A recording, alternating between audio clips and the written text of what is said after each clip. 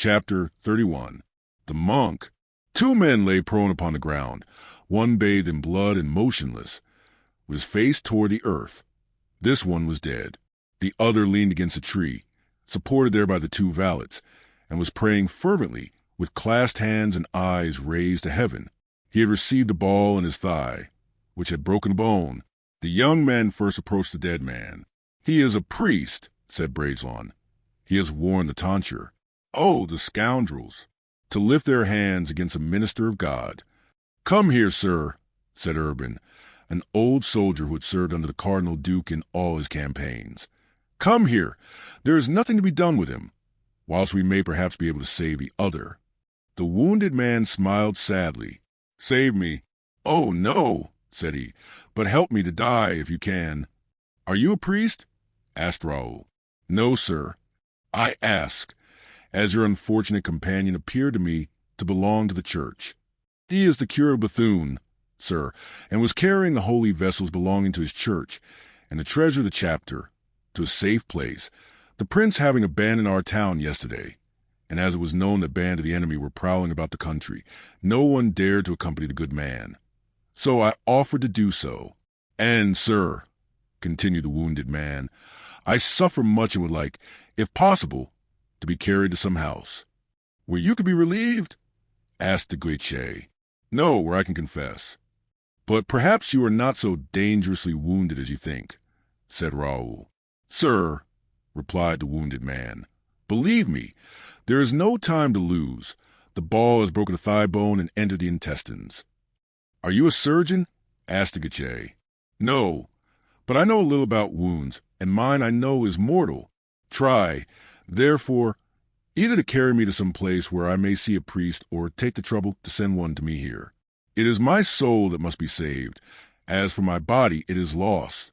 To die whilst doing a good deed, it is impossible. God will help you. Gentlemen, in the name of heaven," said the wounded man, collecting all his forces, as if to get up, "let us not lose time in useless words. Either help me to gain the nearest village, or swear at me on your salvation that you will send me the first monk, the first cure, the first priest you may meet. But," he added in a despairing tone, "perhaps no one will dare to come, for it is known that the Spaniards are ranging to the country, and I shall die without absolution. My God! My God! Good God! Good God!" added the wounded man, in an accent of terror which made the young men shudder. "You will not allow that? That would be too terrible." "Calm yourself, sir," replied de Guiche. "I swear to you, you shall receive the consolation that you ask. Only tell us where we shall find a house at which we can demand aid, and a village from which we can fetch a priest." "Thank you, and God reward you. About half a mile from this, on the same road, there is an inn, and about a mile further on, after leaving the inn, you will reach the village of Greeny. There you must find the curate, or, if he is not at home, go to the convent of the Augustines, which is the last house on the right, and bring me one of the brothers. Monk or priest, it matters not, provided only that it has received from Holy Church the power of absolving in articulo mortis." "Monsieur d'Armings," said de Guiche, "remain beside this unfortunate man and see that he is removed as gently as possible. The Vicomte and myself will go and find a priest." "Go, sir," replied the tutor, "but in heaven's name do not expose yourself to danger. Do not fear.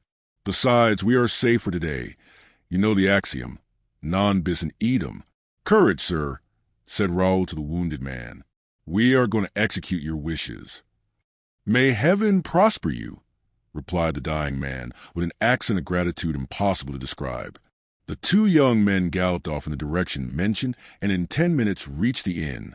Raoul, without dismounting, called the host and announced that a wounded man was about to be brought to his house, and begged him in the meantime to prepare everything needful. He desired him also, should he know in the neighborhood any doctor or chirurgeon, to fetch him, taking on himself the payment of the messenger. The host, who saw 2 young noblemen, richly clad, promised everything they required, and our 2 cavaliers, after seeing that preparations for the reception were actually begun, started off again and proceeded rapidly toward Greeny. They had gone rather more than a league, and had begun to descry the first houses of the village, the red-tiled roofs of which stood out from the green trees which surrounded them. When, coming toward them mounted on a mule, they perceived a poor monk whose large hat and gray worsted dress made them take him for an Augustine brother. Chance for once seemed to favor them in sending what they were so assiduously seeking. He was a man about 22 or 23 years old, but who appeared much older from ascetic exercises. His complexion was pale, not of that deadly pallor which is a kind of neutral beauty, but a bilious yellow hue. His colorless hair was short and scarcely extended beyond the circle formed by the hat around his head, and his light blue eyes seemed destitute of any expression. "Sir," began Raoul with his usual politeness, "are you an ecclesiastic?" "Why do you ask me that?" replied the stranger, with a coolness which was barely civil. "Because we want to know," said the Guiche haughtily. The stranger touched his mule with his heel and continued his way. In a second the Guiche had sprung before him and barred his passage. "Answer, sir," exclaimed he. "You've been asked politely, and every question is worth an answer. I suppose I am free to say or not to say who I am to two strangers who take a fancy to ask me." It was with difficulty that the Guiche restrained the intense desire he had of breaking the monk's bones. "In the first place," he said, making an effort to control himself, "we are not people who may be treated anyhow. My friend, there's a Viscount of Bragelonne, and I am the Count de Guiche.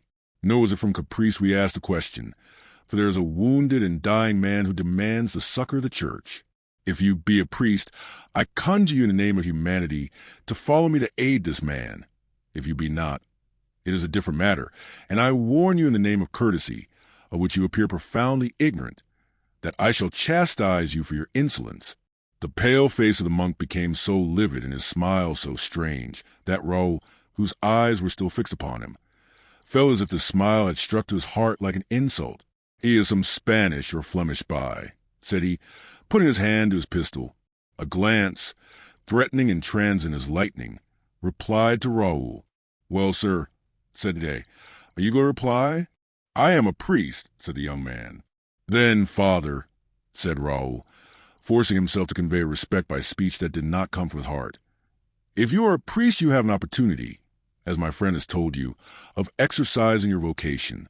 At the next inn you will find a wounded man, now being attended by our servants, who has asked the assistance of a minister of God." "I will go," said the monk, and he touched his mule. "If you do not go, sir," said the Guiche, "remember that we have two steeds able to catch your mule and the power of having you seized wherever you may be, and then I swear your trial will be summary. One can always find a tree and a cord." The monk's eye again flashed, but that was all.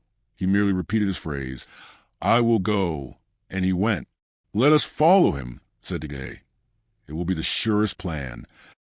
"I was about to propose so doing," answered the Bragelonne. In the space of 5 minutes the monk turned around to ascertain whether he was followed or not. "You see," said Raoul, "we have done wisely." "What a horrible face that monk has," said the Guiche. "Horrible," replied Raoul, "especially in expression." Yes, said the Guiche, "a strange face, but these monks are subject to such degrading practices. Their fasts make them pale, the blows of the discipline make them hypocrites, and their eyes become inflamed through weeping for the good things of this life we common folk enjoy, but they have lost." "Well," said Raoul, "the poor man will get his priest, but by heaven, the penitent appears to me to have a better conscience than the confessor. I confess I am accustomed to priests of a very different appearance." "Ah!"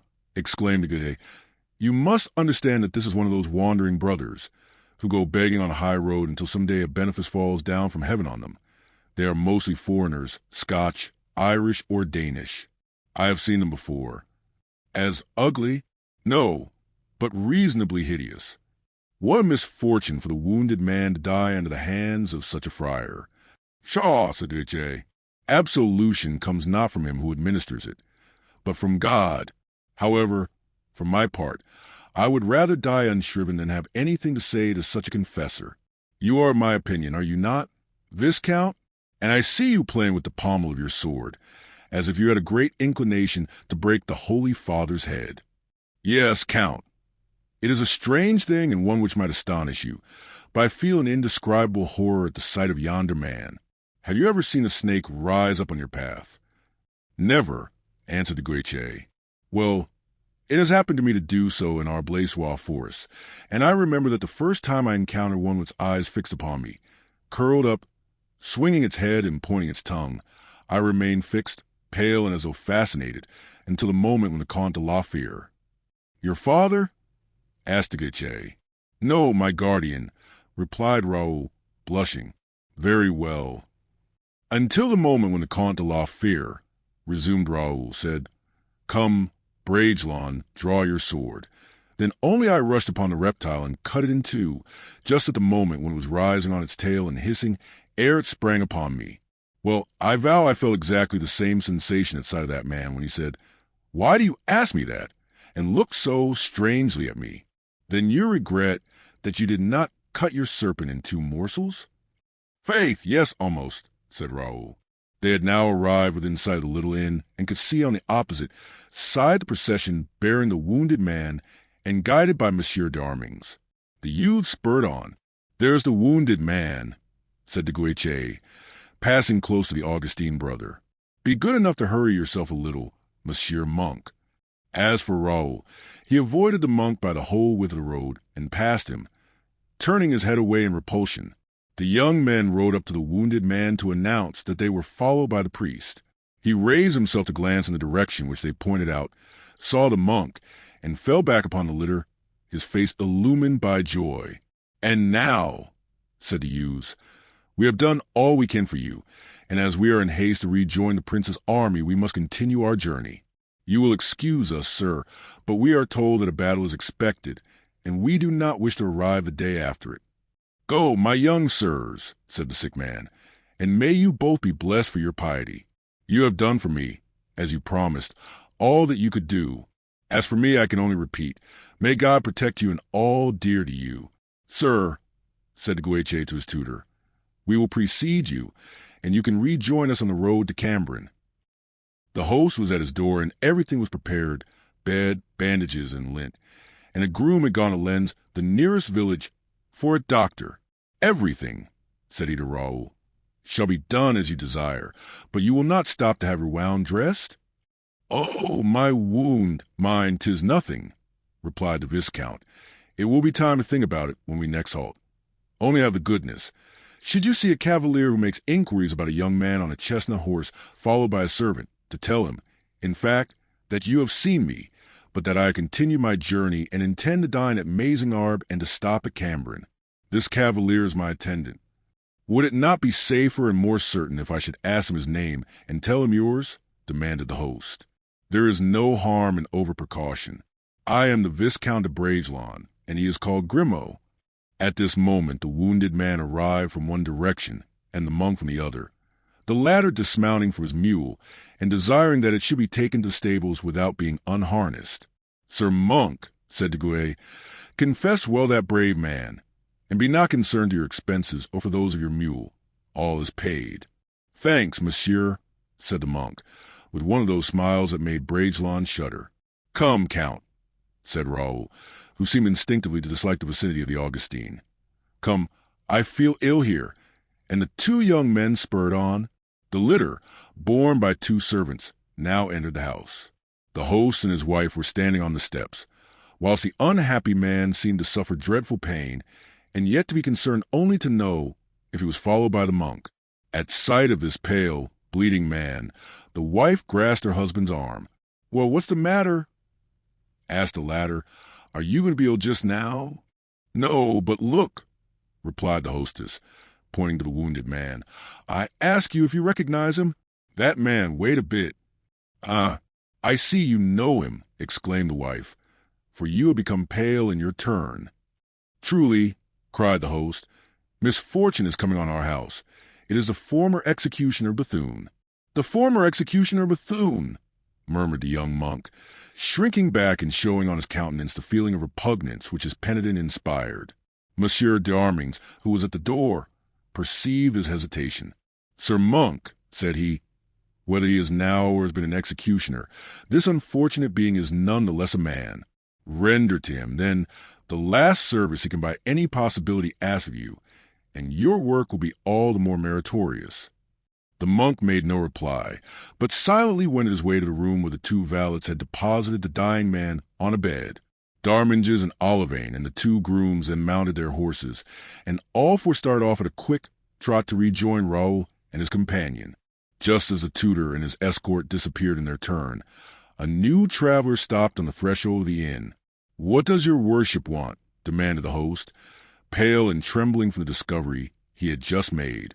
The traveler made a sign as if he wished to drink, and then pointed to his horse and gesticulated like a man who is brushing something. "Ah, diable," said the host to himself. "This man seems dumb. And where will your worship drink?" "There," answered the traveler, pointing to the table. "I was mistaken," said the host. "He's not quite dumb. And what else does your worship wish for?" "To know if you've seen a young man pass, 15 years of age, mounted on a chestnut horse and followed by a groom." "The Viscount de Bragelonne?" "Just so. Then you are called Monsieur Grimaud?" The traveler made a sign of assent. "Well then," said the host, "your young master was here a quarter of an hour ago. He will dine at Mazingarbe and sleep at Cambrin." "How far is Mazingarbe?" 2 miles and a half. "Thank you."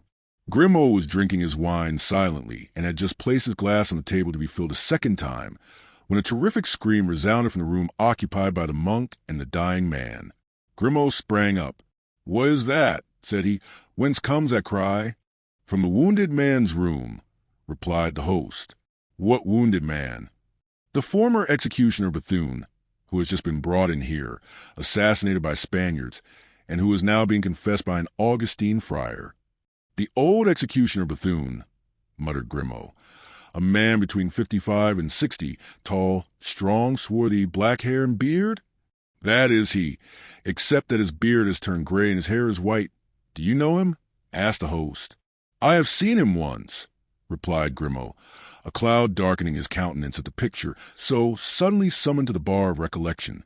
At this instant a second cry, less piercing than the first, but followed by prolonged groaning, was heard. The three listeners looked at one another in alarm. "We must see what it is," said Grimaud. "It sounds like the cry of one who is being murdered," murmured the host. "Mon Dieu!" said the woman, crossing herself. If Grimaud was slow in speaking, we know that he was quick to act. He sprang to the door and shook it violently, but it was bolted on the other side. "Open the door!" cried the host. "Open it instantly, Sir Monk." No reply. "Unfasten it, or I will break it in," said Grimaud. The same silence, and then, ere the host could oppose his design, Grimaud seized a pair of pincers he perceived in a corner and forced a bolt. The room was inundated with blood, dripping from mattresses upon which lay the wounded man, speechless. The monk had disappeared. "The monk!" cried the host. "Where is the monk?" Grimaud sprang toward an open window, which looked into the courtyard. "He has escaped by this means," exclaimed he. "Do you think so?" said the host, bewildered. "Boy, see if the mule belonging to Monk is still in the stable." "There is no mule," cried he to whom this question was addressed. The host clasped his hands and looked around him suspiciously, whilst Grimaud knit his brows and approached the wounded man, whose worn, hard features awoke in his mind such awful recollections of the past. "There can be no longer any doubt but that it is himself," said he. "Does he still live?" inquired the innkeeper. Making no reply, Grimaud opened the poor man's jacket to feel the heart beat, whilst the host approached in his turn. But in a moment they both fell back, the host uttering a cry of horror and Grimaud becoming pallid. The blade of a dagger was buried up to the hilt in the left side of the executioner. "Run, run for help," cried Grimaud, "and I will remain beside him here." The host quitted the room in agitation, and as for his wife, she had fled at the sound of her husband's cries. Chapter 32. The Absolution. This is what had taken place. We have seen that it was not of his own free will, but, on the contrary, very reluctantly, that the monk attended the wounded man who had been recommended to him in so strange a manner. Perhaps he would have sought to escape by flight had he seen any possibility of doing so. He was restrained by the threats of the two gentlemen, and by the presence of their attendants, who doubtless had received their instructions, and besides, he considered it most expedient, without exhibiting too much ill will, to follow to the end his role as confessor. The monk entered the chamber and approached the bed of the wounded man. The executioner searched his face with the quick glance peculiar to those who are about to die and have no time to lose. He made a movement of surprise and said, "Father, you are very young." "Men who bear my robe have no age," replied the monk dryly. "Alas, speak to me more gently, Father. In my last moments I need friend." "Do you suffer much?" asked the monk. "Yes, but in my soul much more than in my body." "We will save your soul," said the young man. "But are you really the executioner Bethune, as these people say?" "That is to say," eagerly replied the wounded man, who doubtless feared that the name of execution would take from him the last help that he had claimed. "That is to say, I was, but am no longer. It is 15 years since I gave up the office. I still assist at executions, but no longer strike the blow myself. No, indeed." "You have, then, a repugnance to your profession?" "So long as I struck in the name of the law and of justice, my profession allowed me to sleep quietly, sheltered as I was by justice and law. But since that terrible night, when I became an instrument of private vengeance, and when with personal hatred I raised a sword over one of God's creatures, since that day—" The executioner paused and shook his head with an expression of despair. "Tell me about it," said the monk, who, sitting on the foot of the bed, began to be interested in the story so strangely introduced. "Ah!" cried the dying man, with all the effusiveness of a grief declared after long suppression. "Ah! I have sought to stifle remorse by 20 years of good deeds. I have assuaged the natural ferocity of those who shed blood. On every occasion I have exposed my life to save those who were in danger, and I have preserved lives in exchange for that I took away. That is not all. The money gained in the exercise of my profession I have distributed to the poor. I have been assiduous in attending church, and those who formerly fled from me have become accustomed to seeing me. All have forgiven me. Some have even loved me. But I think that God has not pardoned me, for the memory of that execution pursues me constantly, and every night I see that woman's ghost rising before me." "A woman? You have assassinated a woman, then?" cried the monk. "You also," exclaimed the executioner, "you use that word which sounds ever in my ears, assassinated." "I have assassinated, then, and not executed. I am an assassin, then, and not an officer of justice." And he closed his eyes with a groan. The monk doubtless feared that he would die without saying more, for he exclaimed eagerly, "Go on, I know nothing, as yet. When you have finished your story, God and I will judge." "Oh, Father," continued the executioner, without opening his eyes, as if he feared on opening them to see some frightful object, "it is especially when night comes on, and when I have to cross a river, that this terror which I have been unable to conquer comes upon me. It then seems as if my hand grew heavy, as if the cutlass was still in its grasp, as if the water had the color of blood, and all the voices of nature, the whispering of the trees, the murmur of the wind, the lapping of the wave, united in a voice tearful, despairing, terrible, crying to me, place for the justice of God." "Delirium," murmured the monk, shaking his head. The executioner opened his eyes, turned toward the young man, and grasped his arm. "Delirium," he repeated. "Delirium, do you say? Oh, no. I remember too well. It was evening. I had thrown the body into the river, and those words which my remorse repeats to me are those which I in my pride pronounced. After being the instrument of human justice, I aspire to be that of the justice of God. But let me see, how was it done?" "Speak," said the monk. "It was at night.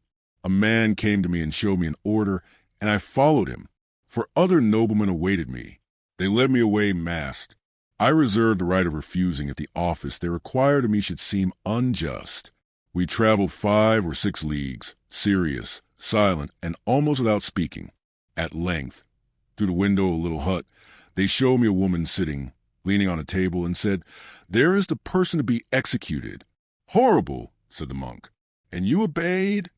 'Father, that woman was a monster. It was said that she had poisoned her second husband. She had tried to assassinate her brother-in-law. She had just poisoned a young woman who was a rival, and before leaving England she had, it was believed, caused a favorite of the king to be murdered.' 'Buckingham?' cried the monk. 'Yes, Buckingham.' 'The woman was English, then?' 'No, she was French, but she had married in England.' The monk turned pale, wiped his brow, and went and bolted the door.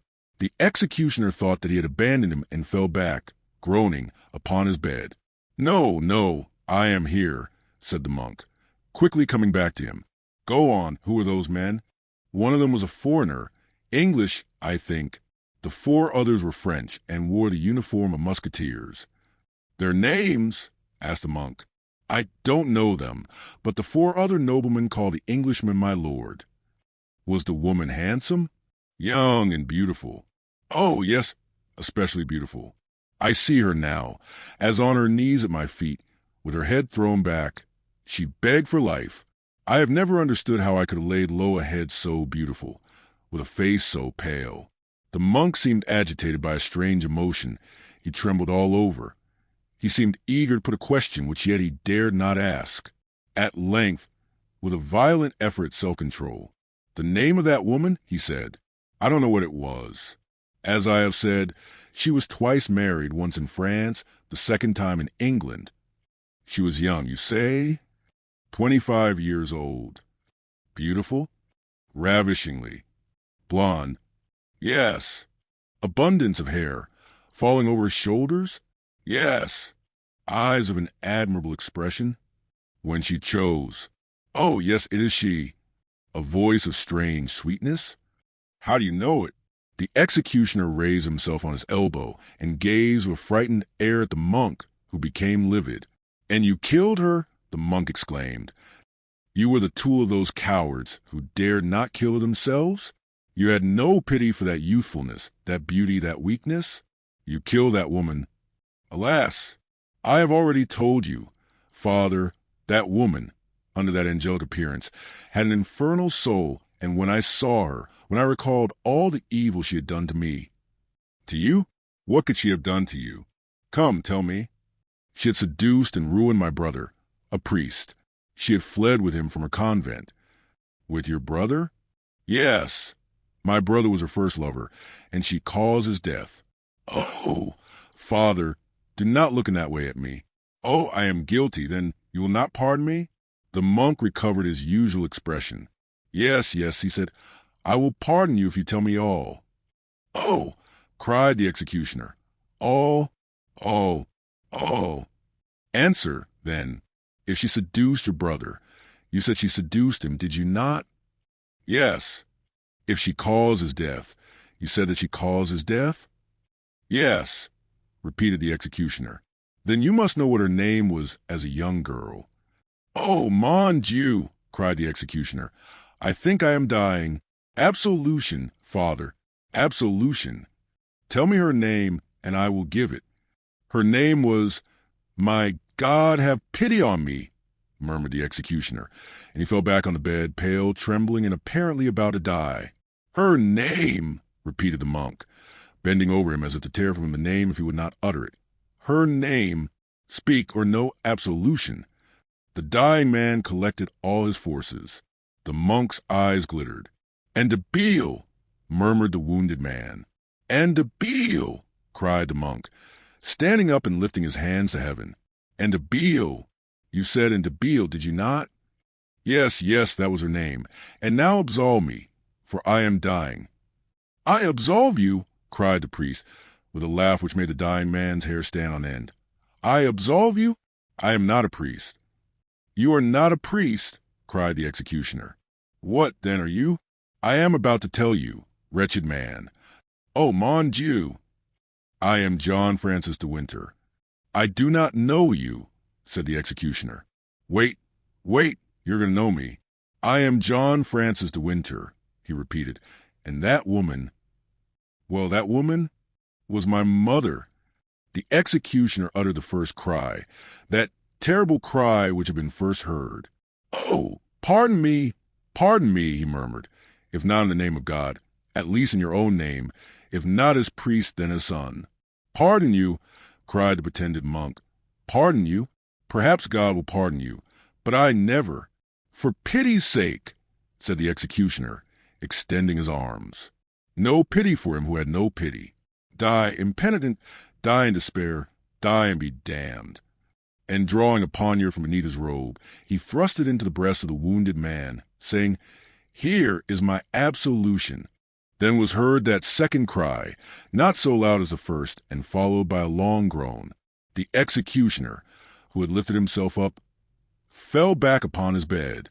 As to the monk, without withdrawing the poniard from the wound, he ran to the window, opened it, leaped out into the flowers of a small garden, glided onward to the stable, took out his mule, went out by a back gate, ran to a neighboring thicket, threw off his monkish garb, took from his valise the complete habiliment of a cavalier, clothed himself in it, went on foot to the first post, secured there a horse, and continued with a loose rein his journey to Paris. Chapter 33. Grimaud Speaks. Grimaud was left alone with the executioner, who in a few moments opened his eyes. "Help, help," he murmured. "Oh, God, have I not a single friend in the world who will aid me either to live or to die?" "Take courage," said Grimaud. "They are gone to find assistance." "Who are you?" asked the wounded man, fixing his half-open eyes on Grimaud. "An old acquaintance," replied Grimaud. "You!" And the wounded man sought to recall the features of the person now before him. "Under what circumstances did we meet?" he asked again. "One night, 20 years ago, my master fetched you from Thun and conducted you to Armentières." "I know you well now," said the executioner. "You were one of the 4 grooms." "Just so. Where do you come from now?" "I was passing by and drew up at this inn to rest my horse. They told me the executioner of Bethune was here and wounded when you uttered 2 piercing cries. At the first we ran to the door, and at the second forced it open." "And the monk?" exclaimed the executioner. "Did you see the monk?" "What monk?" "The monk that was shut in with me." "No, he was no longer here. He appears to have fled by the window." "Was he the man that stabbed you?" "Yes," said the executioner. Grimaud moved as if to leave the room. "What are you going to do?" asked the wounded man. "He must be apprehended." "Do not attempt it. He has revenged himself and has done well. Now I may hope that God will forgive me, since my crime is expiated." "Explain yourself," said Grimaud. "The woman whom you and your masters commanded me to kill." "Milady?" "Yes, Milady. It is true you called her thus." "What has the monk to do with this Milady?" "She was his mother." Grimaud trembled and stared at the dying man in a dull and leaden manner. "His mother," he repeated. "Yes, his mother. But does he know the secret, then?" "I mistook him for a monk and revealed it to him in confession." "Unhappy man!" cried Grimaud, whose face was covered with sweat at the bare idea of the evil results such a revelation might cause. "Unhappy man! You name no one, I hope?" "I pronounced no name, for I knew none, except his mother's, as a young girl. It was by this name that he recognized her, but he knows that his uncle was among her judges." Thus speaking, he fell back exhausted. Grimaud, wishing to relieve him, advanced his hand toward the hilt of the dagger. "Touch me not," said the executioner. "If this dagger is withdrawn, I shall die." Grimaud remained with his hand extended. Then, striking his forehead, he exclaimed, "Oh, if this man should ever discover the names of the others, my master is lost." "Haste! Haste to him and warn him," cried the wounded man. "If he still lives, warn his friends, too.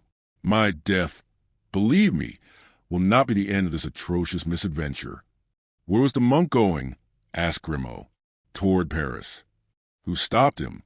"2 young gentlemen, who were on their way to join the army, and the name of one of whom I heard a companion mention, the Viscount de Bragelonne." "And it was this young man who brought the monk to you?" "Then it was the will of God that it should be so, and this it is which makes it all so awful," continued Grimaud. "And yet that woman deserved her fate. Do you not think so? On one's deathbed the crimes of others appear very small in comparison with one's own," said the executioner, and falling back exhausted, he closed his eyes. Grimaud was reluctant to leave the man alone, and yet he perceived the necessity of starting at once to bear these tidings to the Comte de la Fère. Whilst he thus hesitated, the host re-entered the room, followed not only by a surgeon, but by many other persons whom curiosity had attracted to the spot. The surgeon approached the dying man, who seemed to have fainted. "We must first extract the steel from the side," said he, shaking his head in a significant manner. The prophecy which the wounded man had just uttered recurred to Grimaud, who turned away his head. The weapon, as we have already stated, was plunged into the body to the hilt, and as the surgeon, taking it by the end, drew it forth, the wounded man opened his eyes and fixed them on him in a manner truly frightful.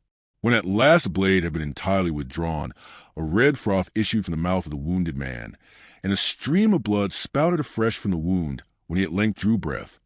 Then, fixing his eyes upon Grimaud with a singular expression, the dying man uttered the last death rattle and expired. Then Grimaud, lifting the dagger from the pool of blood which was gliding along the room, to the horror of all present, made a sign to the host to follow him, paid him with a generosity worthy of his master, and again mounted his horse. Grimaud's first intention had been to return to Paris, but he remembered the anxiety which his prolonged absence might occasion Raoul, and reflecting that there were now only 2 miles between the Vicomte and himself, and a quarter of an hour's riding would unite them, and that the going, returning, and explanation would not occupy an hour, he put spurs to his horse, and a few minutes after had reached the only inn of Mazingarbe. Raoul was seated at table with the Count de Guiche and his tutor, when all at once the door opened and Grimaud presented himself, travel-stained, dirty, and sprinkled with the blood of the unhappy executioner. "Grimaud, my good Grimaud," exclaimed Raoul, "here you are at last." "Excuse me, sirs, this is not a servant, but a friend." "How did you leave the Count?" continued he. "Does he regret me a little? Have you seen him since I left him? Answer, for I have many things to tell you, too. Indeed, the last 3 days some odd adventures have happened. But what is the matter? How pale you are! And blood, too. What is this?" "It is the blood of the unfortunate man whom you left at the inn and who died in my arms." "In your arms? That man? But know you who he was?" "He used to be the headsman of Bethune." "You knew him? And he is dead?" "Yes." "Well, sir," said Darminges, "it is a common lot. Even an executioner is not exempted. I had a bad opinion of him the moment I saw his wound, and since he asked for a monk, you know that it was his opinion, too, that death would follow." At the mention of the monk, Grimaud became pale. "Come, come," continued Darminges, to dinner, for like most men of his age and generation, he did not allow sentiment or sensibility to interfere with a repast. "You are right, sir," said Raoul. "Come, Grimaud, order dinner for yourself, and when you have rested a little we can talk." "No, sir, no," said Grimaud. "I cannot stop a moment. I must start for Paris again immediately." "What? You start for Paris? You are mistaken. It is Olivain who leaves me. You are to remain." "On the contrary, Olivain is to stay and I am to go. I have come for nothing else but to tell you so. But what is the meaning of this change?" "I cannot tell you." "Explain yourself." "I cannot explain myself." "Come, tell me, what is the joke?" "Monsieur le Vicomte knows that I never joke." "Yes, but I know also that Monsieur le Comte de la Fère arranged that you were to remain with me, and that Olivain should return to Paris. I shall follow the Count's directions." "Not under present circumstances, monsieur." "Perhaps you mean to disobey me?" "Yes, monsieur, I must." "You persist, then?" "Yes, I am going." "May you be happy, monsieur." And Grimaud saluted and turned toward the door to go out. Raoul, angry and at the same time uneasy, ran after him and seized him by the arm. "Grimaud," he cried, "remain, I wish it." "Then," replied Grimaud, "you wish me to allow Monsieur le Comte to be killed." He saluted and made a movement to depart.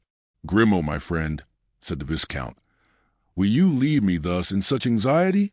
Speak, speak, in heaven's name." And Raoul fell back trembling upon his chair. "I can tell you but one thing, sir, for the secret you wish to know is not my own. You met a monk, did you not?" "Yes." The young men looked at each other with an expression of fear. "You conducted him to the wounded man, and you had time to observe him, and perhaps you would know him again were you to meet him." "Yes, yes," cried both young men. "Very well.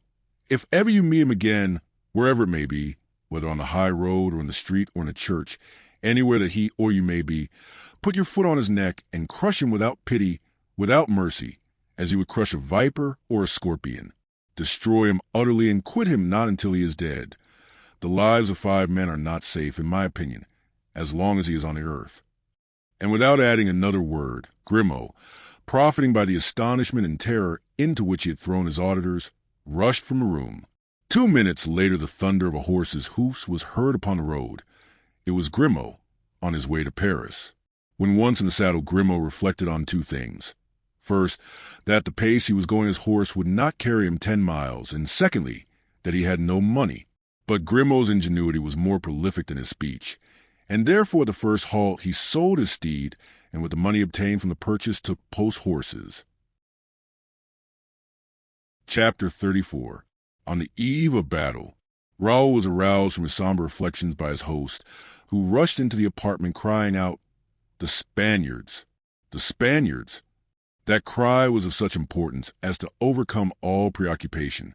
The young men made inquiries and ascertained that the enemy was advancing by way of Hodin and Bethune. While Monsieur d'Arminges gave orders for the horses to be made ready for departure, the 2 young men ascended to the upper windows of the house and saw in the direction of Marsin and of Lens a large body of infantry and cavalry. This time it was not a wandering troop of partisans. It was an entire army. There was therefore nothing for them to do but to follow the prudent advice of Monsieur d'Arminges and beat a retreat. They quickly went downstairs. Monsieur d'Arminges was already mounted. Olivain had ready the horses of the young men, and the lackeys of the Count de Gate guarded carefully between them the Spanish prisoner, mounted on a pony which had been bought for his use. As a further precaution, they had bound his hands. The little company started off at a trot on the road to Cambrin, where they expected to find the prince. But he was no longer there, having withdrawn on the previous evening to La Bassée, misled by false intelligence of the enemy's movements.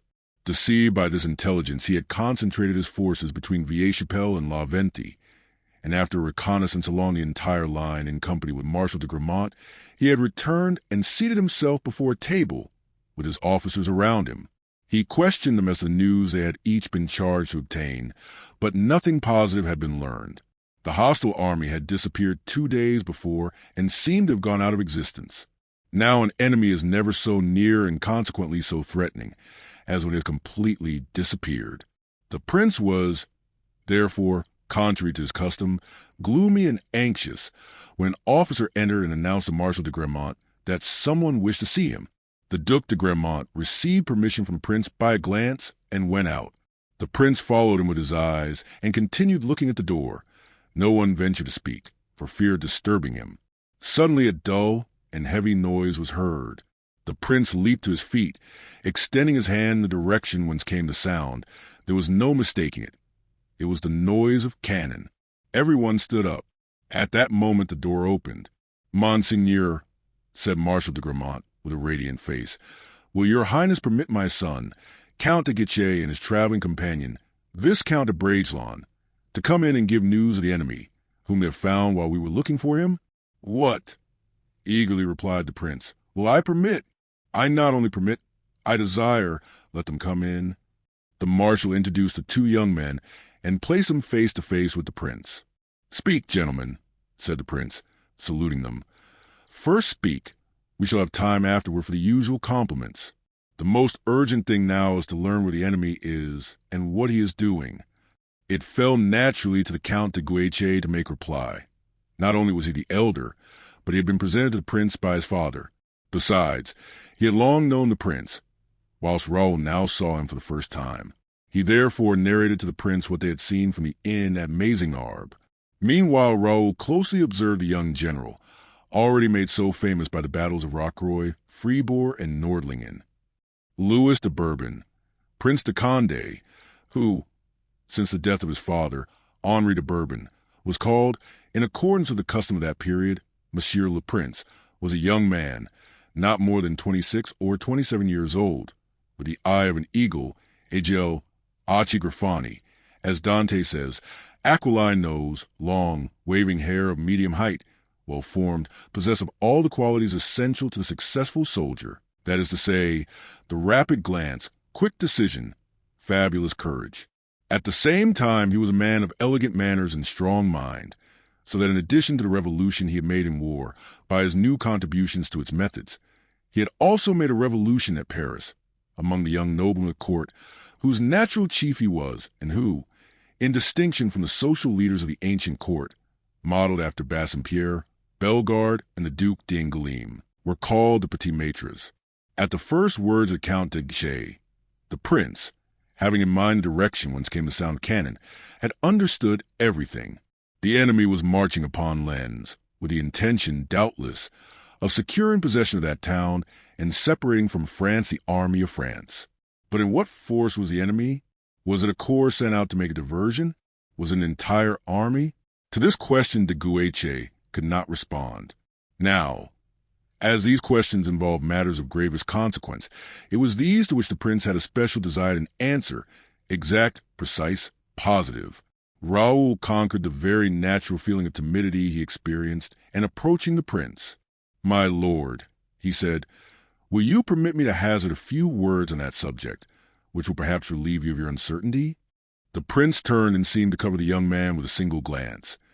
He smiled on perceiving that he was a child hardly 15 years old. "Certainly, monsieur, speak," he said, softening his stern, accented tones, as if he were speaking to a woman. "My lord," said Raoul, blushing, "might examine the Spanish prisoner." "Have you a Spanish prisoner?" cried the prince. "Yes, my lord." "Ah, that is true," said Gay. "I've forgotten it." "That is easily understood. It was you who took him, Count," said Raoul, smiling.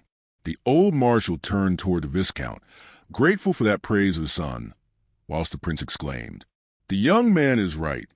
Let the prisoner be brought in."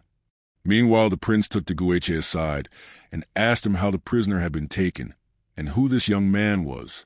"Monsieur," said the prince, turning toward Raoul, "I know that you have a letter from my sister, Madame de Longueville, but I see that you prefer commending yourself to me by giving me good counsel."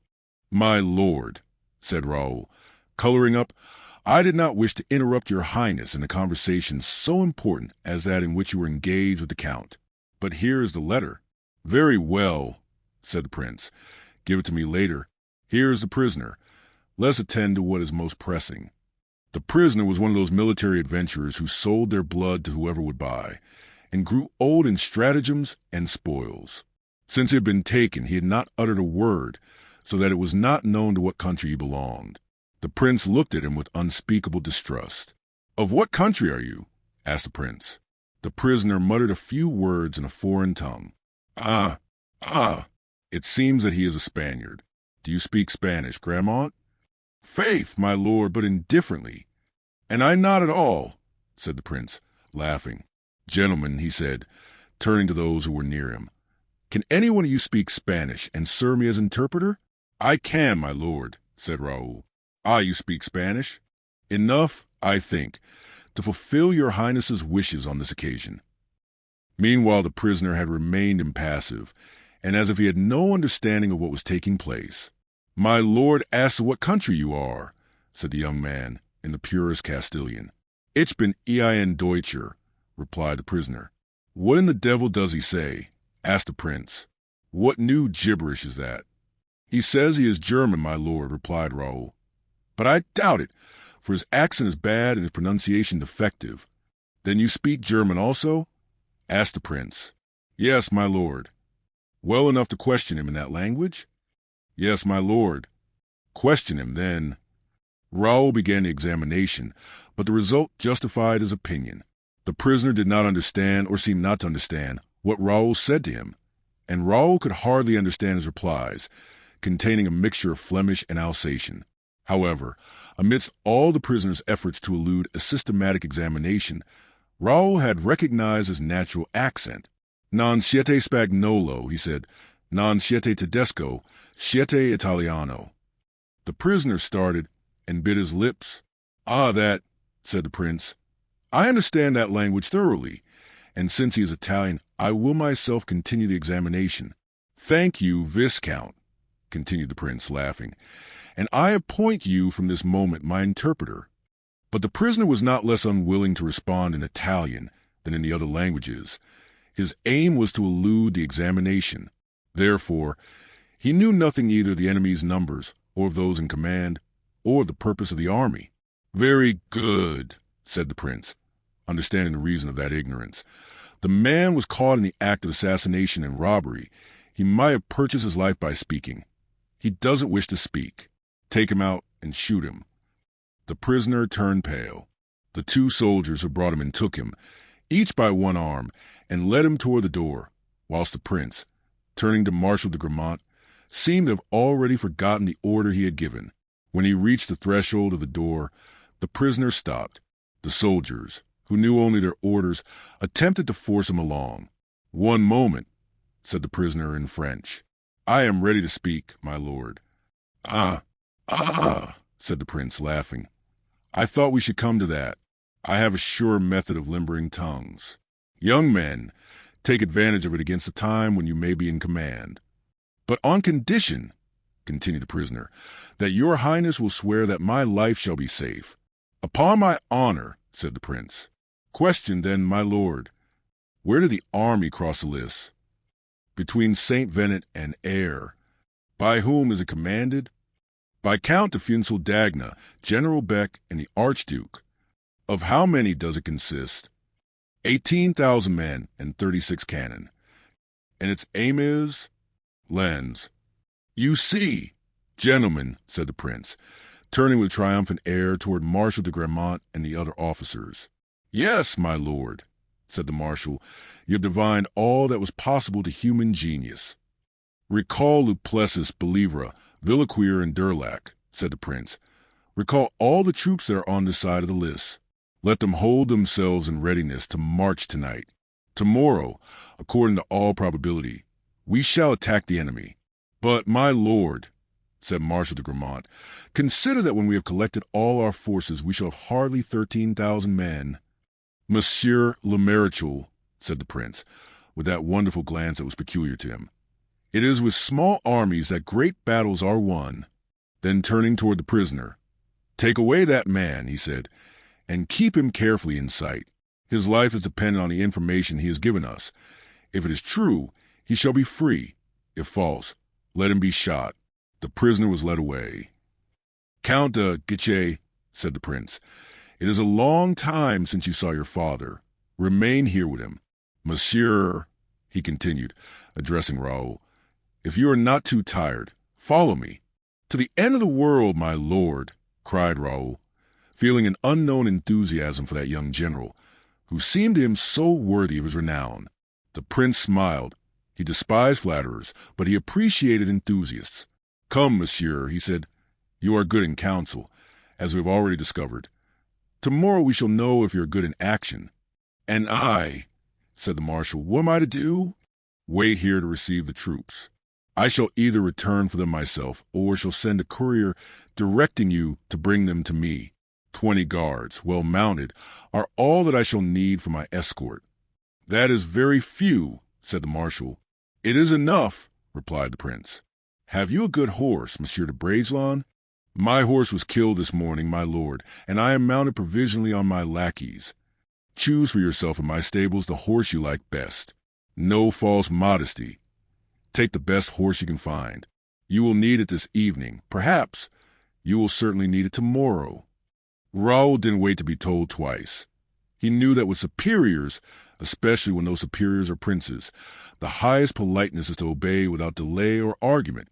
He went down to the stables, picked out a piebald Andalusian horse, saddled and bridled it himself, for Athos had advised him to trust no one with those important offices at a time of danger, and went to rejoin the prince, who at that moment mounted his horse. "Now, monsieur," he said to Raoul, "will you give me the letter you have brought?" Raoul handed the letter to the prince. "Keep near me," said the latter.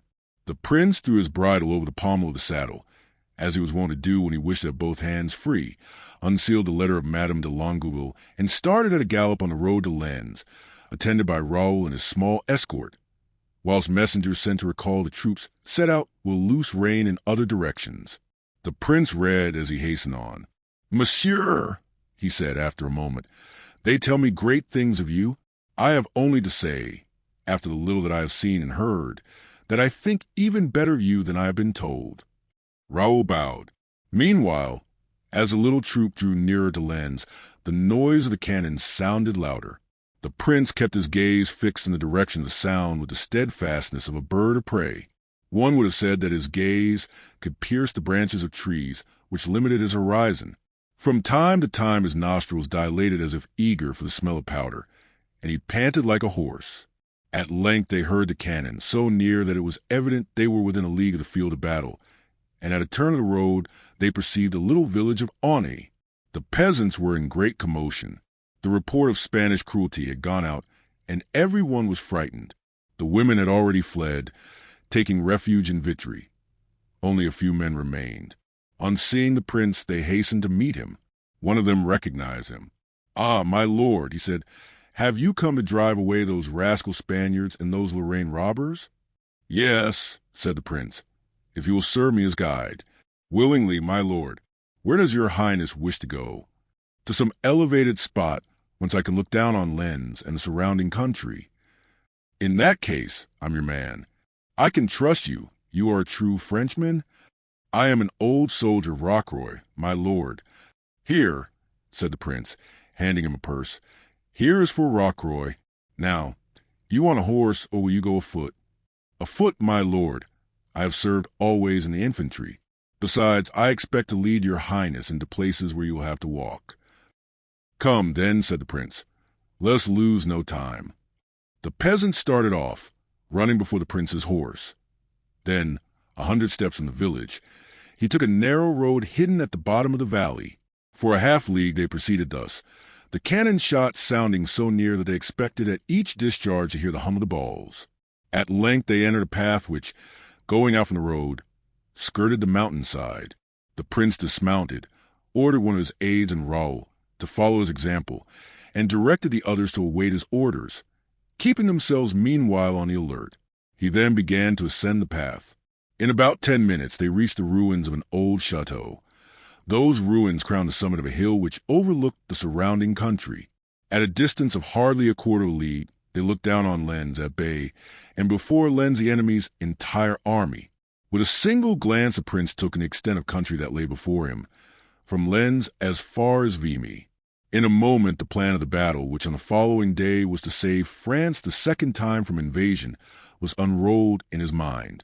He took a pencil, tore a page from his tablets, and wrote, "My dear Marshal, in an hour Lens will be in the enemy's possession. Come and rejoin me. Bring with you the whole army. I shall be at Vendin to place it in position. Tomorrow we shall retake Lens and beat the enemy." Then, turning toward Raoul, "Go, monsieur," he said. "Ride fast and give this letter to Monsieur de Gramont." Raoul bowed, took the letter, went hastily down the mountain, leaped on his horse, and set out at a gallop. A quarter of an hour later he was with the marshal. A portion of the troops had already arrived, and the remainder was expected from moment to moment.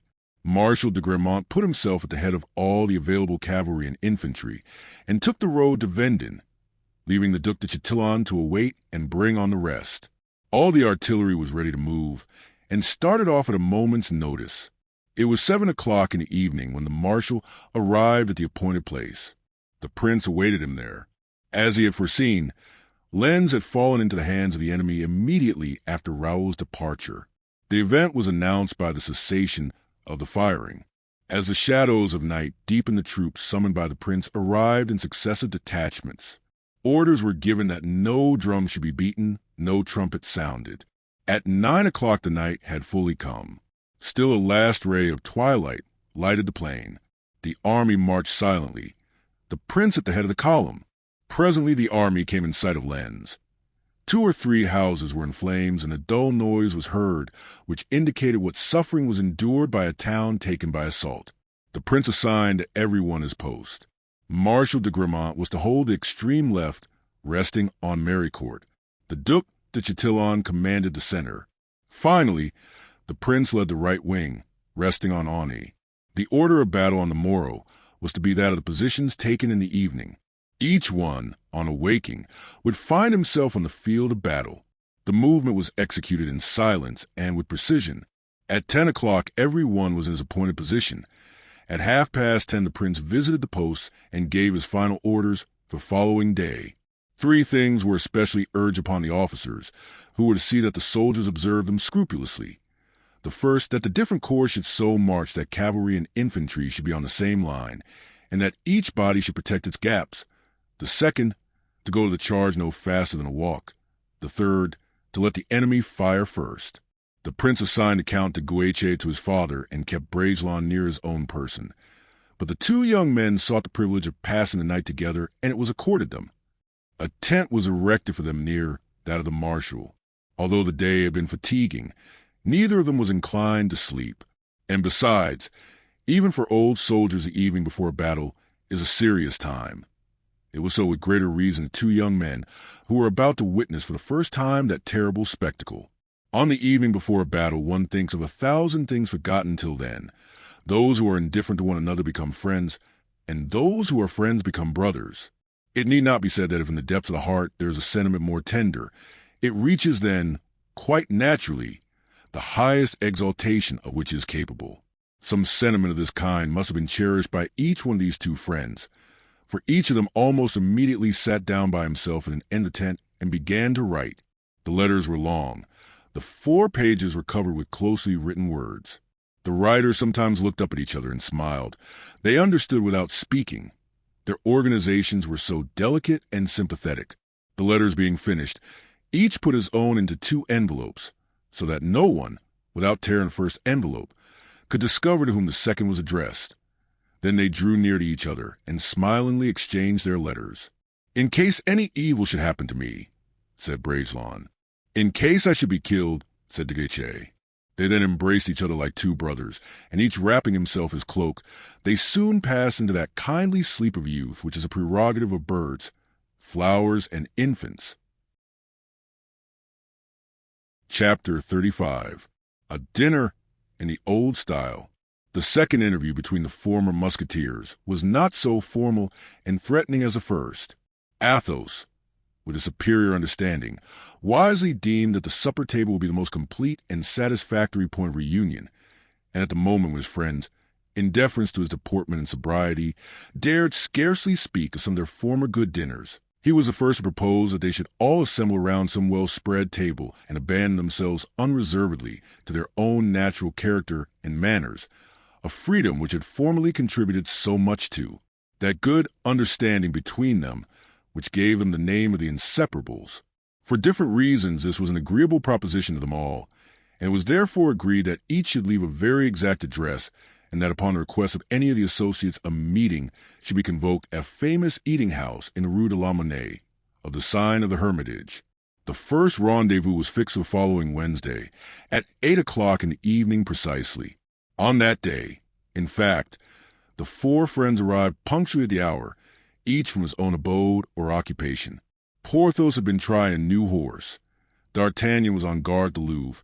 Aramis had been to visit one of his penitents in the neighborhood, and Athos, whose domicile was established in the Rue Guénégaud, found himself close at hand.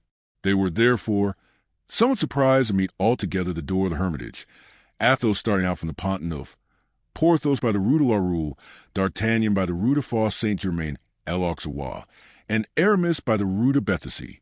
The first words exchanged between the 4 friends, on account of the ceremony, which each of them mingled with their demonstration, were somewhat forced, and even the repast began with a kind of stiffness.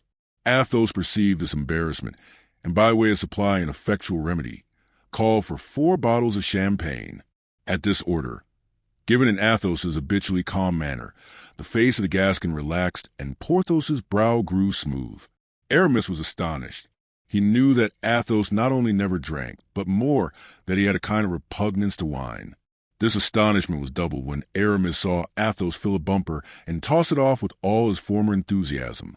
His companions followed his example.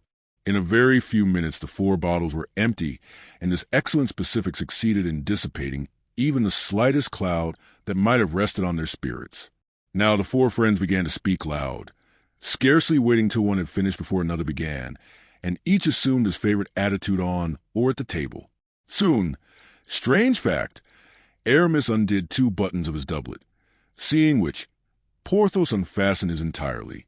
Battles, long journeys, blows given and received, sufficed for the first themes of conversation, which turned upon the silent struggle sustained against him who was now called the great cardinal.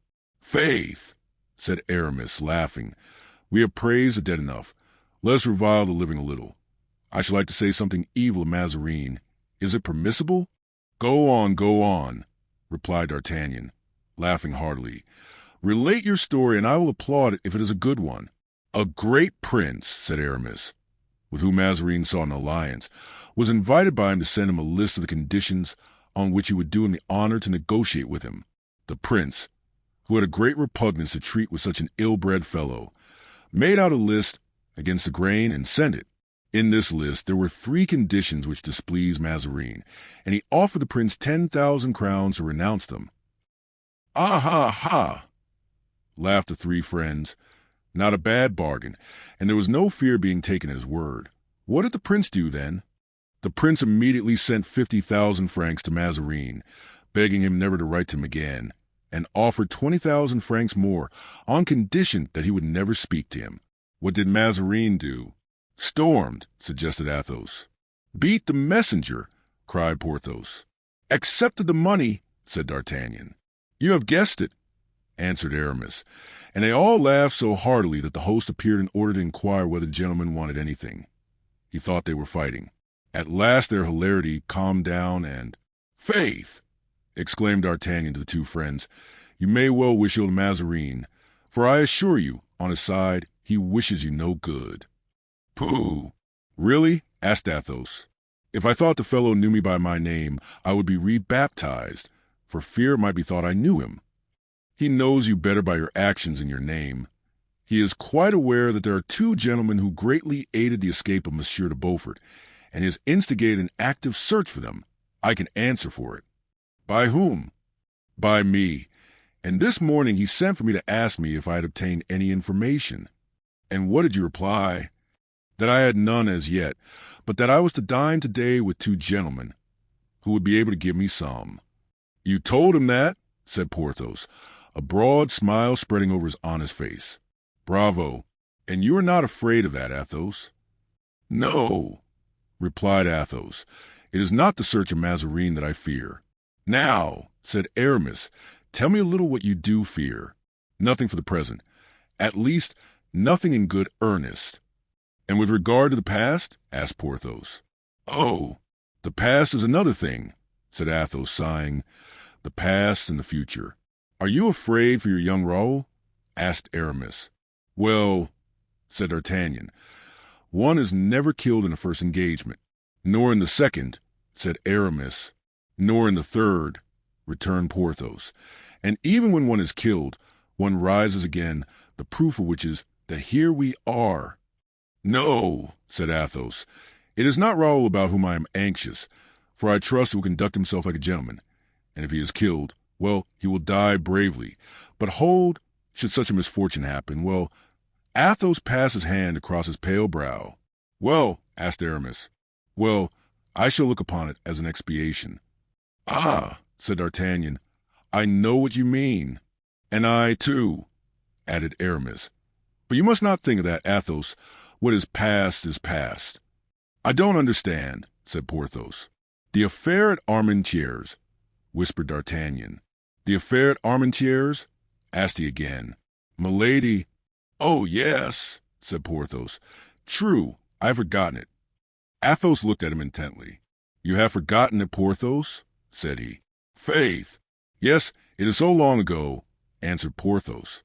"This affair does not, then, weigh upon your conscience?" "Faith, no." "And you, D'Artagnan?"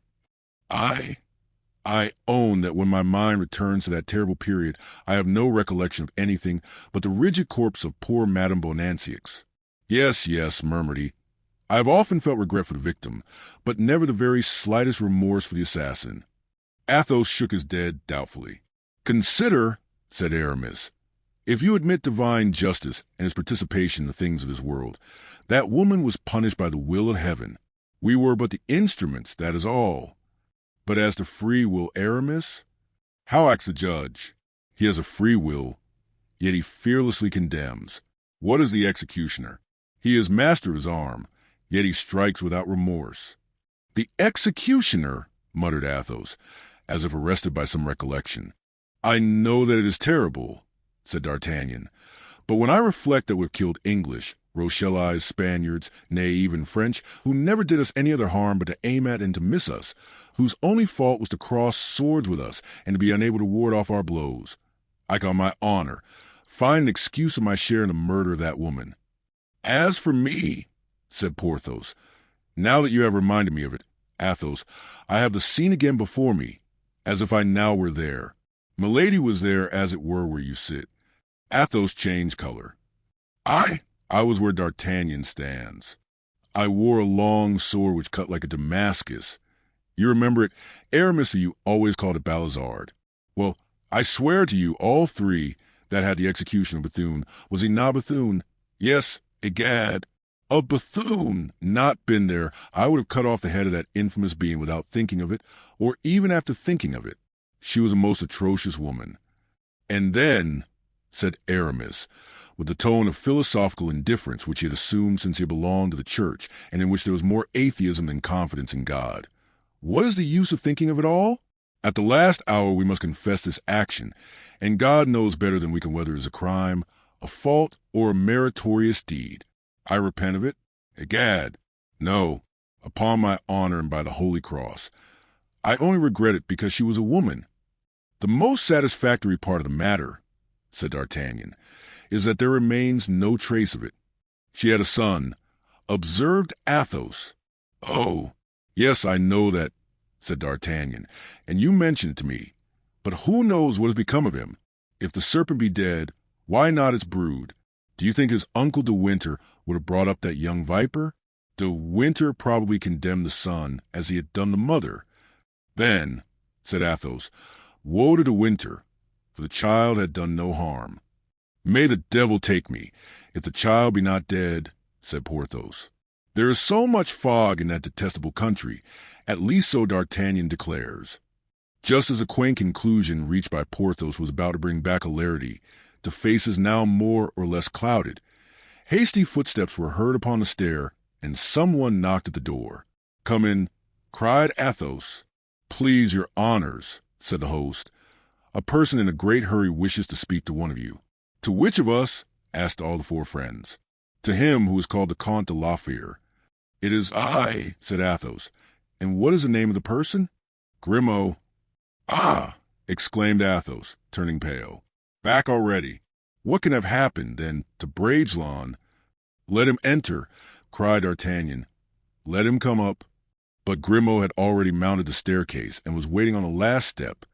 So springing into the room, he motioned the host to leave it. The door being closed, the four friends waited in expectation. Grimaud's agitation, his pallor, the sweat which covered his face, the dust which soiled his clothes, all indicated that he was a messenger of some important and terrible news. Your honors, said he, that woman had a child. That child had become a man. The tigress had a little one. The tiger has roused himself. He is ready to spring upon you. Beware. Athos glanced around at his friends with a melancholy smile. Porthos turned to look at his sword, which was hanging on the wall. Aramis seized his knife. D'Artagnan arose. What do you mean, Grimaud? He exclaimed. That Milady's son has left England, that he is in France, on his road to Paris, if he be not here already. The devil he is, said Porthos. Are you sure of it? Certain, replied Grimaud. This announcement was received in silence. Grimaud was so breathless, so exhausted, that he had fallen back upon a chair. Athos filled a beaker with champagne and gave it to him. Well, after all, said D'Artagnan, supposing that he lives, that he comes to Paris. We have seen many other such. Let him come. Yes, echoed Porthos, glancing affectionately at his sword, still hanging on the wall. We can wait for him. Let him come. Moreover, he is but a child, said Aramis. Grimaud rose. A child, he exclaimed. Do you know what he has done, this child? Disguised as a monk, he discovered the whole history and confession from the execution of Bethune, and having confessed him, after having learned everything from him, he gave him absolution by planting this dagger into his heart. See, it is on fire yet with his hot blood, for it is not 30 hours since it was drawn from the wound. And Grimaud threw the dagger on the table. D'Artagnan, Porthos, and Aramis rose, and in one spontaneous motion rushed to their swords. Athos alone remained seated, calm and thoughtful. And you say he is dressed as a monk, Grimaud? Yes, as an Augustine monk. What size man is he? About my height, thin, pale, with light blue eyes and tawny flaxen hair. And he did not see Raoul? Asked Athos. Yes. On the contrary, they met, and it was the Viscount himself who conducted him to the bed of the dying man. Athos, in his turn, rose without speaking, went and unhooked his sword. "Hey, sir," said D'Artagnan, trying to laugh, "do you know we look very much like a flock of silly, mouse-evading women? How is it that we, for men who have faced armies without blinking, begin to tremble at the mention of a child?" "It is true," said Athos, "but this child comes in the name of heaven." And very soon they left the inn. Chapter 36. A letter from Charles I. The reader must now cross the Seine with us and follow us to the door of the Carmelite convent in the Rue Saint-Jacques. It is 11 o'clock in the morning, and the pious sisters have just finished saying Mass for the success of the armies of King Charles I. Leaving the church, a woman and a young girl dressed in black, the one as a widow and the other as an orphan, have re-entered their cell. The woman kneels on a prie-dieu of painted wood, and at a short distance from her stands a young girl, leaning against a chair, weeping. The woman must have once been handsome, but traces of sorrow have aged her. The young girl is lovely, and her tears only embellish her. The lady appears to be about 40 years of age, the girl about 14.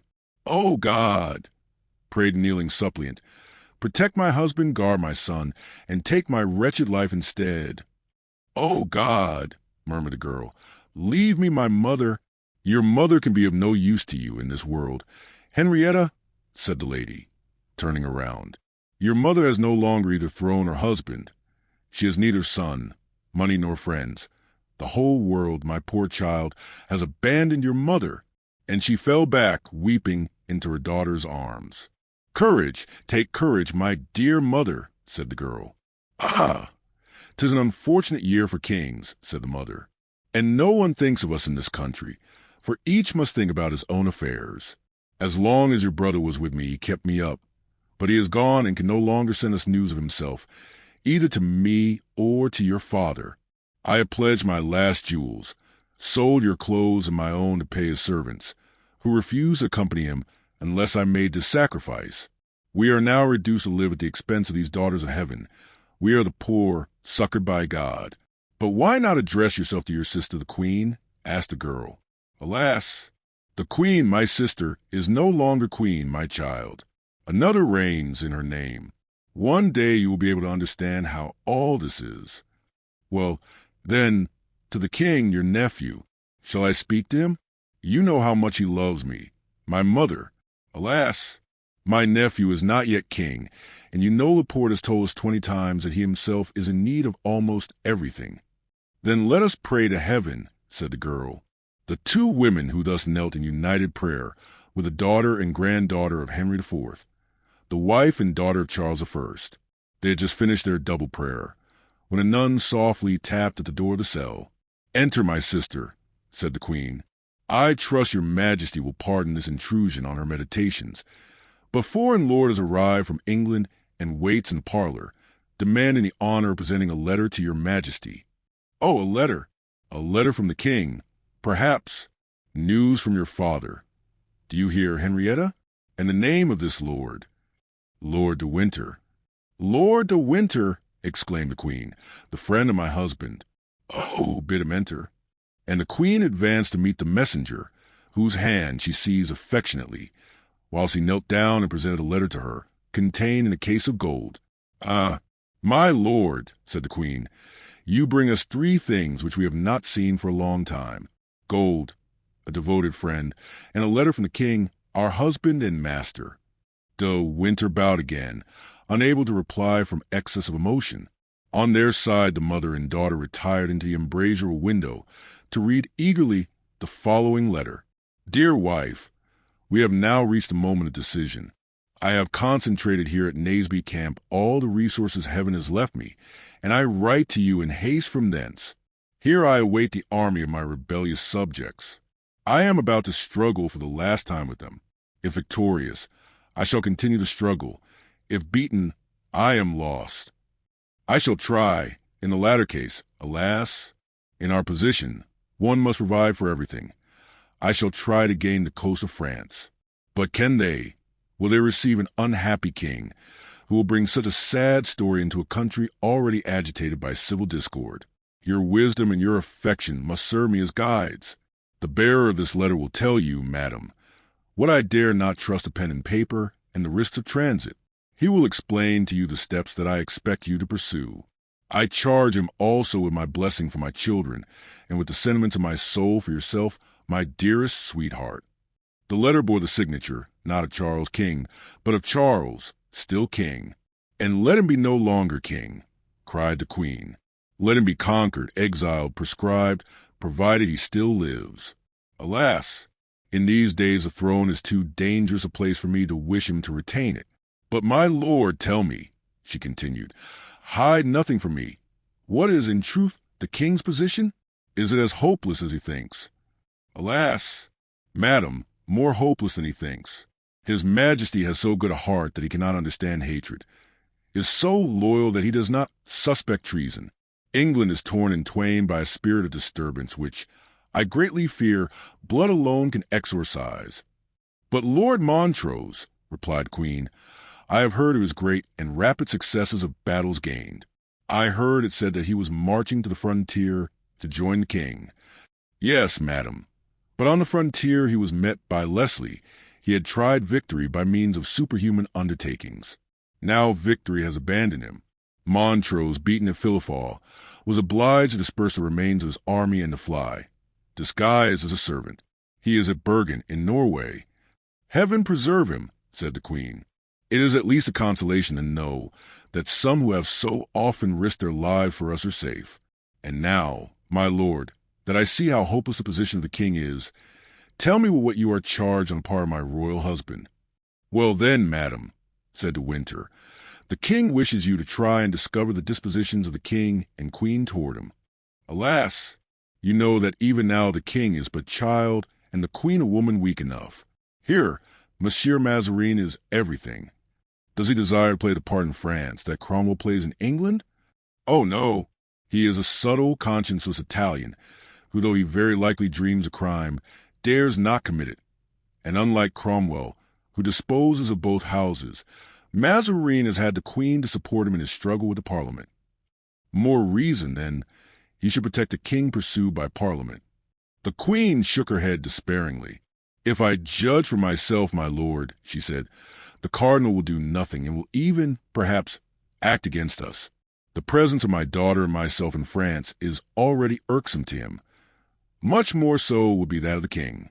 My lord, added Henrietta with a melancholy smile, it is sad and almost shameful to be obliged to say that we have passed the winter in the Louvre without money, without linen, almost without bread, and often not rising from bed because we wanted fire. Horrible, cried De Winter, the daughter of Henry IV, and the wife of King Charles. Wherefore did you not apply, then, madam, to the first person you saw from us, such as the hospitality shown, to a queen by the minister from whom a king demands it? But I heard that a marriage between the Prince of Wales and Mademoiselle de Lens was spoken of, said De Winter. Yes, for an instant I hoped it was so. The young people felt a mutual esteem, but the queen, who at first sanctioned their affection, changed her mind, and Monsieur the Duc d'Orleans, who had encouraged the familiarity between them, has forbidden his daughter to think any more about the union. Oh, my lord, continued the queen, without restraining her tears, it is better to fight as the king has done and to die, as perhaps he will, than live in beggary like me. Courage, madam, courage. Do not despair. The interests of the French crown, endangered at this moment, are to discountenance rebellion in a neighboring nation. Mazarin, as a statesman, will understand the politic necessity.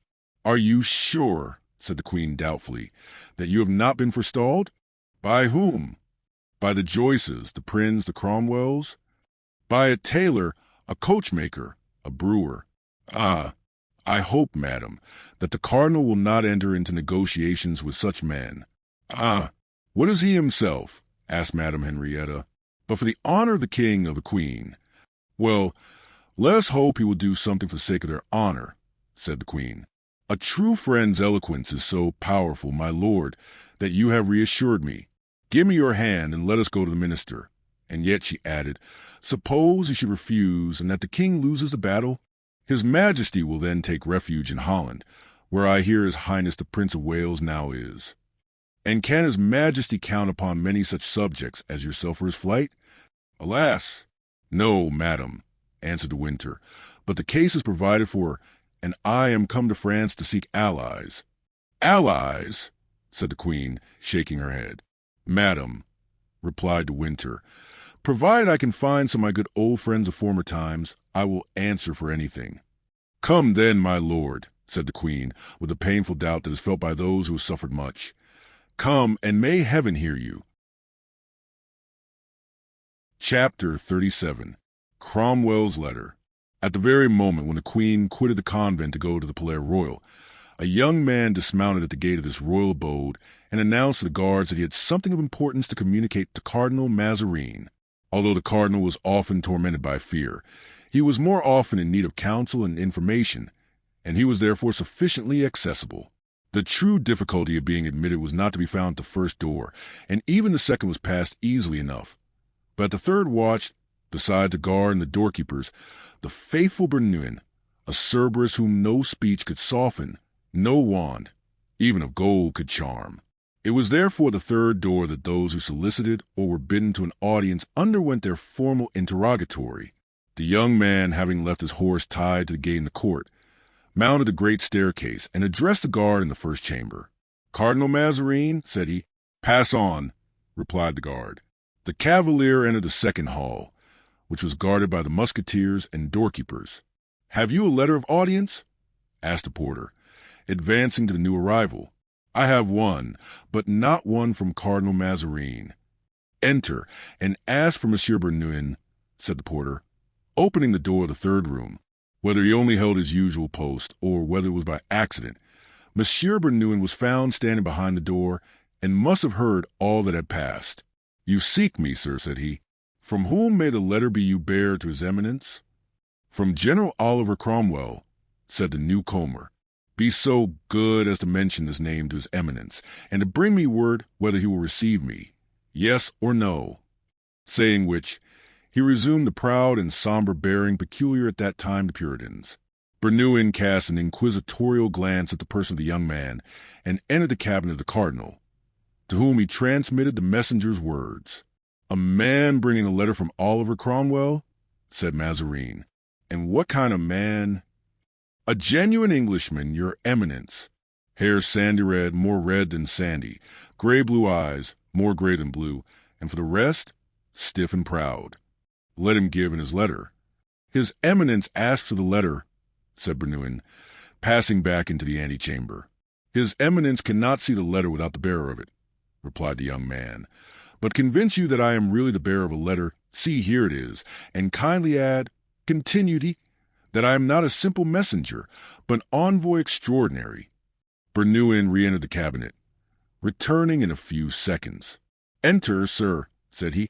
The young man appeared on the threshold of the minister's closet, in one hand holding his hat, in the other the letter.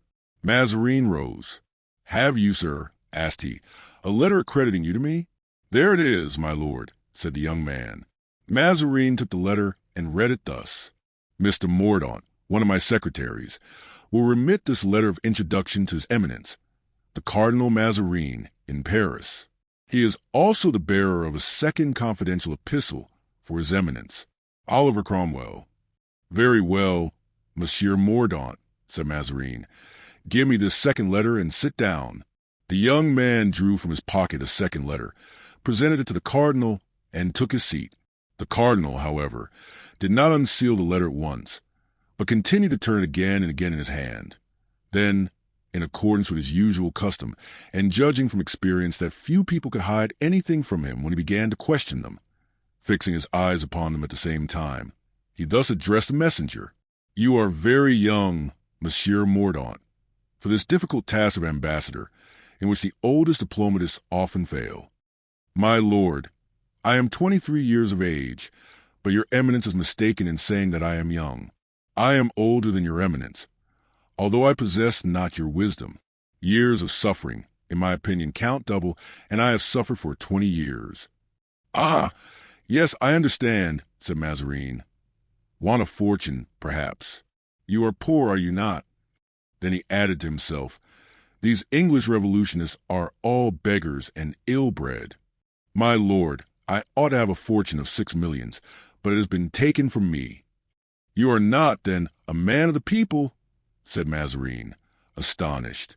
If I bore my proper title, I should be a lord. If I bore my name, you would have heard one of the most illustrious names of England. What is your name, then? Asked Mazarin. My name is Mordaunt, replied the young man, bowing. Mazarin now understood that Cromwell's envoy desired to retain his incognito. He was silent for an instant, and during that time he scanned the young man even more attentively than he had done at first. The messenger was unmoved. Devil take these Puritans, said Mazarin aside. They are carved from granite. Then he added aloud, but you have relations left you? I have one remaining. 3 times I presented myself to ask his support, and 3 times he ordered his servants to turn me away. Oh, mon Dieu, my dear Mr. Mordaunt, said Mazarin, hoping by a display of affected pity to catch the young man in a snare. How extremely your history interests me. You know not, then, anything of your birth. You have never seen your mother? Yes, my lord. She came 3 times, whilst I was a child, to my nurse's house. I remember the last time she came as well as if it were today. You have a good memory, said Mazarin. Oh, yes, my lord, said the young man, with such peculiar emphasis that the cardinal felt a shudder run through every vein. And who brought you up? He asked again. A French nurse, who sent me away when I was 5 years old because no one paid her for me, telling me the name of a relation of whom she had heard my mother often speak. What became of you? As I was weeping and begging on the high road, a minister from Kingston took me in, instructed me in the Calvinistic faith, taught me all he knew himself, and aided me in my researches after my family. And these researches were fruitless. Chance did everything. You discovered what had become of your mother. I learned that she had been assassinated by my relation, aided by 4 friends, but I was already aware that I had been robbed of my wealth and degraded from my nobility by King Charles I. Oh, I now understand why you are in the service of Cromwell. You hate the king. Yes, my lord, I hate him, said the young man. Mazarin marked with surprise the diabolical expression with which the young man uttered these words. Just as, ordinarily, faces are colored by blood, his face seemed dyed by hatred and became livid.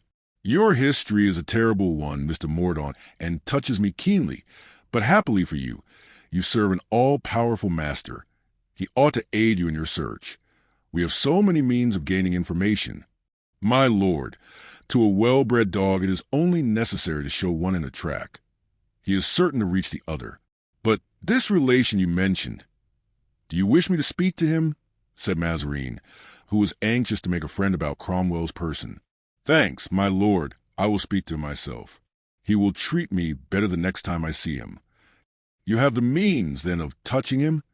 I have the means of making myself feared. Mazarin looked at the young man, but at the fire which shot from his glance he bent his head. Then, embarrassed how to continue such a conversation, he opened Cromwell's letter. The young man's eyes gradually resumed their dull and glassy appearance, and he fell into a profound reverie. After reading the first lines of the letter, Mazarin gave a side glance at him to see if he was watching the expression of his face as he read. Observing his indifference, he shrugged his shoulders, saying, "Send on your business those who do theirs at the same time. Let us see what this letter contains. We here present the letter verbatim. To His Eminence, Monseigneur le Cardinal Mazarini. I have wished, Monseigneur, to learn your intentions relating to the existing state of affairs in England. The 2 kingdoms are so near that France must be interested in our situation, as we are interested in that of France. The English are almost of one mind in contending against the tyranny of Charles and his adherents. Placed by popular confidence at the head of that movement, I can appreciate better than any other its significance and its probable results. I am at present in the midst of war, and am about to deliver a decisive battle against King Charles. I shall gain it, for the hope of the nation and the Spirit of the Lord are with me. this battle won by me. The king will have no further resources in England or in Scotland, and if he is not captured or killed, he will endeavor to pass over into France to recruit soldiers and to refurnish himself with arms and money. France has already received Queen Henrietta, and, unintentionally, doubtless, has maintained a center of inextinguishable civil war in my country. But Madame Henrietta is a daughter of France and was entitled to the hospitality of France. As to King Charles, the question must be viewed differently. In receiving and aiding him, France will censure the act of the English nation, and thus so essentially harm England, and especially the well-being of the government, that such a proceeding will be equivalent to pronounced hostilities. At this moment Mazarin became very uneasy at the turn which the letter was taking, and paused to glance under his eyes at the young man. The latter continued in thought. Mazarin resumed his reading. "It is important, therefore, Monseigneur, that I should be informed as to the intentions of France. The interests of that kingdom and those of England, though taking now diverse directions, are very nearly the same. England needs tranquility at home in order to consummate the expulsion of her king. France needs tranquility to establish on solid foundations the throne of her young monarch. You need, as much as we do, that interior condition of repose which, thanks to the energy of our government, we are about to attain. Your quarrels with the Parliament, your noisy dissensions with the princes, who fight for you today and tomorrow will fight against you, the popular following directed by the coadjutor, President Blankmesnil, and Councillor Brousel, all that disorder, in short, which pervades the several departments of the state, must lead you to view with uneasiness the possibility of foreign war. For in that event England, exalted by the enthusiasm of new ideas, will ally herself with Spain already, seeking that alliance. I have therefore believed, Monseigneur, knowing your prudence and your personal relation to the events of the present time, that you will choose to hold your forces concentrated in the interior of the French kingdom and leave their own the new government of England. That neutrality consists simply in excluding King Charles from the territory of France and in refraining from helping him, a stranger to your country, with arms, with money, or with troops. My letter is private and confidential, and for that reason I send to you by a man who shares my most intimate counsels. It anticipates, through a sentiment which your eminence will appreciate, measures to be taken after the events. Oliver Cromwell considered it more expedient to declare himself to a mind as intelligent as Mazarin's than to a queen admirable for firmness, without doubt, but too much guided by vain prejudices of birth and of divine right. Farewell, Monseigneur. Should I not receive a reply in the space of 15 days, I shall presume my letter will have miscarried. Oliver Cromwell. Mr. Mordaunt, said the cardinal, raising his voice as if to arouse the dreamer, my reply to this letter will be more satisfactory to General Cromwell if I am convinced that all are ignorant of my having given one. Go, therefore, and await at Boulogne-sur-Mer, and promise me to set out tomorrow morning. I promise, my lord, replied Mordaunt. But how many days does your eminence expect me to await your reply? If you do not receive it in 10 days, you can leave. Mordaunt bowed. That is not all, sir, continued Mazarin. Your private adventures have touched me to the quick. Besides, the letter from Mr. Cromwell makes you an important person as ambassador. Come, tell me, what can I do for you? Mordaunt reflected a moment and, after some hesitation, was about to speak, when Bernouin entered hastily and, bending down to the ear of the cardinal, whispered, My lord, the Queen Henrietta Maria, accompanied by an English noble, is entering the Palais Royal at this moment. Mazarin made a bound from his chair, which did not escape the attention of the young man, and suppressed the confidence he was about to make. Sir, said the cardinal, you have heard me? I fix on Boulogne because I presume that every town in France is indifferent to you. If you prefer another, name it, but you can easily conceive that, surrounded as I am by influences I can only muzzle by discretion, I desire your presence in Paris to be unknown. I go, sir, said Mordaunt, advancing a few steps to the door by which he had entered. No, not that way, I beg, sir, quickly exclaimed the cardinal. Be so good as to pass by yonder gallery, by which you can regain the hall. I do not wish you to be seen leaving. Our interview must be kept secret. Mordaunt followed Bernouin, who led him through the adjacent chamber and left him with a doorkeeper, showing him the way out. Chapter 38. Henrietta Maria and Mazarine. The cardinal rose and advanced in haste to receive the Queen of England. He showed the more respect to this queen, deprived of every mark of pomp and stripped of followers, as he felt some self-reproach for his own want of heart and his avarice. But supplicants for favor know how to accommodate the expression of their features, and the daughter of Henry IV smiled as she advanced to meet a man she hated and despised. "Ah," said Mazarine to himself, "what a sweet face! Does she come to borrow money of me?" And he threw an uneasy glance at his strong box. He even turned inside the bevel of the magnificent diamond ring, the brilliancy of which drew every eye upon his hand, which indeed was white and handsome. "Your Eminence," said the august visitor, "it was my first intention to speak of the matters that have brought me here to the Queen, my sister, but I have reflected that political affairs are more especially the concern of men." "Madam," said Mazarine, "your Majesty overwhelms me with flattering distinction." "He is very gracious," thought the Queen. "Can he have guessed my errand?" "Give," continued the cardinal, "your commands the most respectful of your servants." "Alas, sir," replied the Queen, "I have lost the habit of commanding and have adopted instead that of making petitions. I am here to petition you. Too happy should my prayer be favorably heard." "I am listening, madam, with the greatest interest," said Mazarine. "Your Eminence, it concerns the war which the king, my husband, is now sustaining against his rebellious subjects.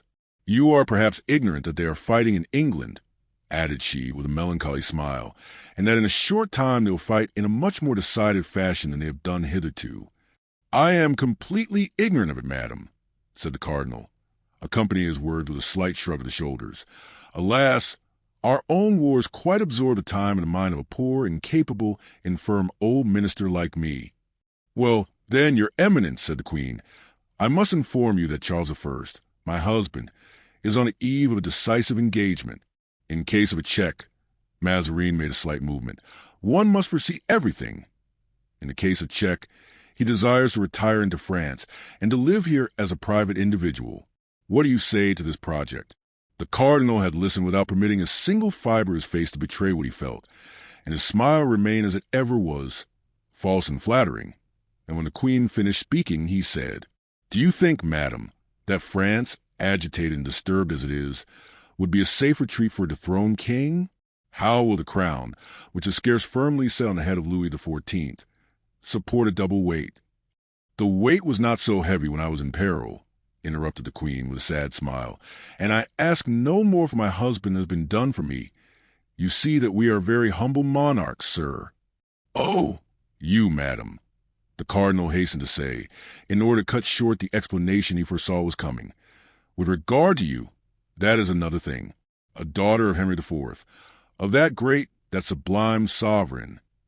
All which does not prevent you refusing hospitality to his son-in-law, sir. Nevertheless, you ought to remember that that great, that sublime monarch, when prescribed at one time, as my husband may be, demanded aid from England, and England accorded it to him. And it is but just to say that Queen Elizabeth was not his niece." "Peccato," said Mazarine, writhing beneath the simple eloquence. "Your Majesty does not understand me. You judge my intentions wrongly, and that is partly because, doubtless, I explain myself in French." "Speak Italian, sir. Ere the cardinal, your predecessor, sent our mother Marie de Medicis to die in exile, she taught us that language. If anything yet remains of that great, that sublime King Henry, of whom you have just spoken, he would be much surprised at so little pity for his family being united to such profound admiration of himself." The perspiration stood in large drops on Mazarine's brow. "That admiration is, on the contrary, so great, so real, madam," returned Mazarine, without noticing the change of language offered him by the Queen, "that if the king, Charles I, whom heaven protect from evil, came into France, I would offer him my house, my own house. But, alas, it would be but an unsafe retreat. Some day the people will burn that house, as they burned that of the marechal d'Ancre, poor Concino Concini. And yet he but desired the good of the people." "Yes, my lord, like yourself," said the Queen ironically. Mazarine pretended not to understand the double meaning of his own sentence, but continued to compassionate the fate of Concino Concini. "Well then, your eminence," said the queen, becoming impatient, "what is your answer?" "Madam," cried Mazarin, more and more moved, "will your majesty permit me to give you counsel?" "Speak, sir," replied the queen. "The counsels of so prudent a man as yourself ought certainly to be available." "Madam, believe me, the king ought to defend himself to the last. He has done so, sir, and this last battle, which he encounters with resources much inferior to those of the enemy, proves that he will not yield without a struggle. But in case he is beaten, well, madam, in that case my advice, I know that I am very bold to offer advice to your majesty. My advice is that the king should not leave his kingdom.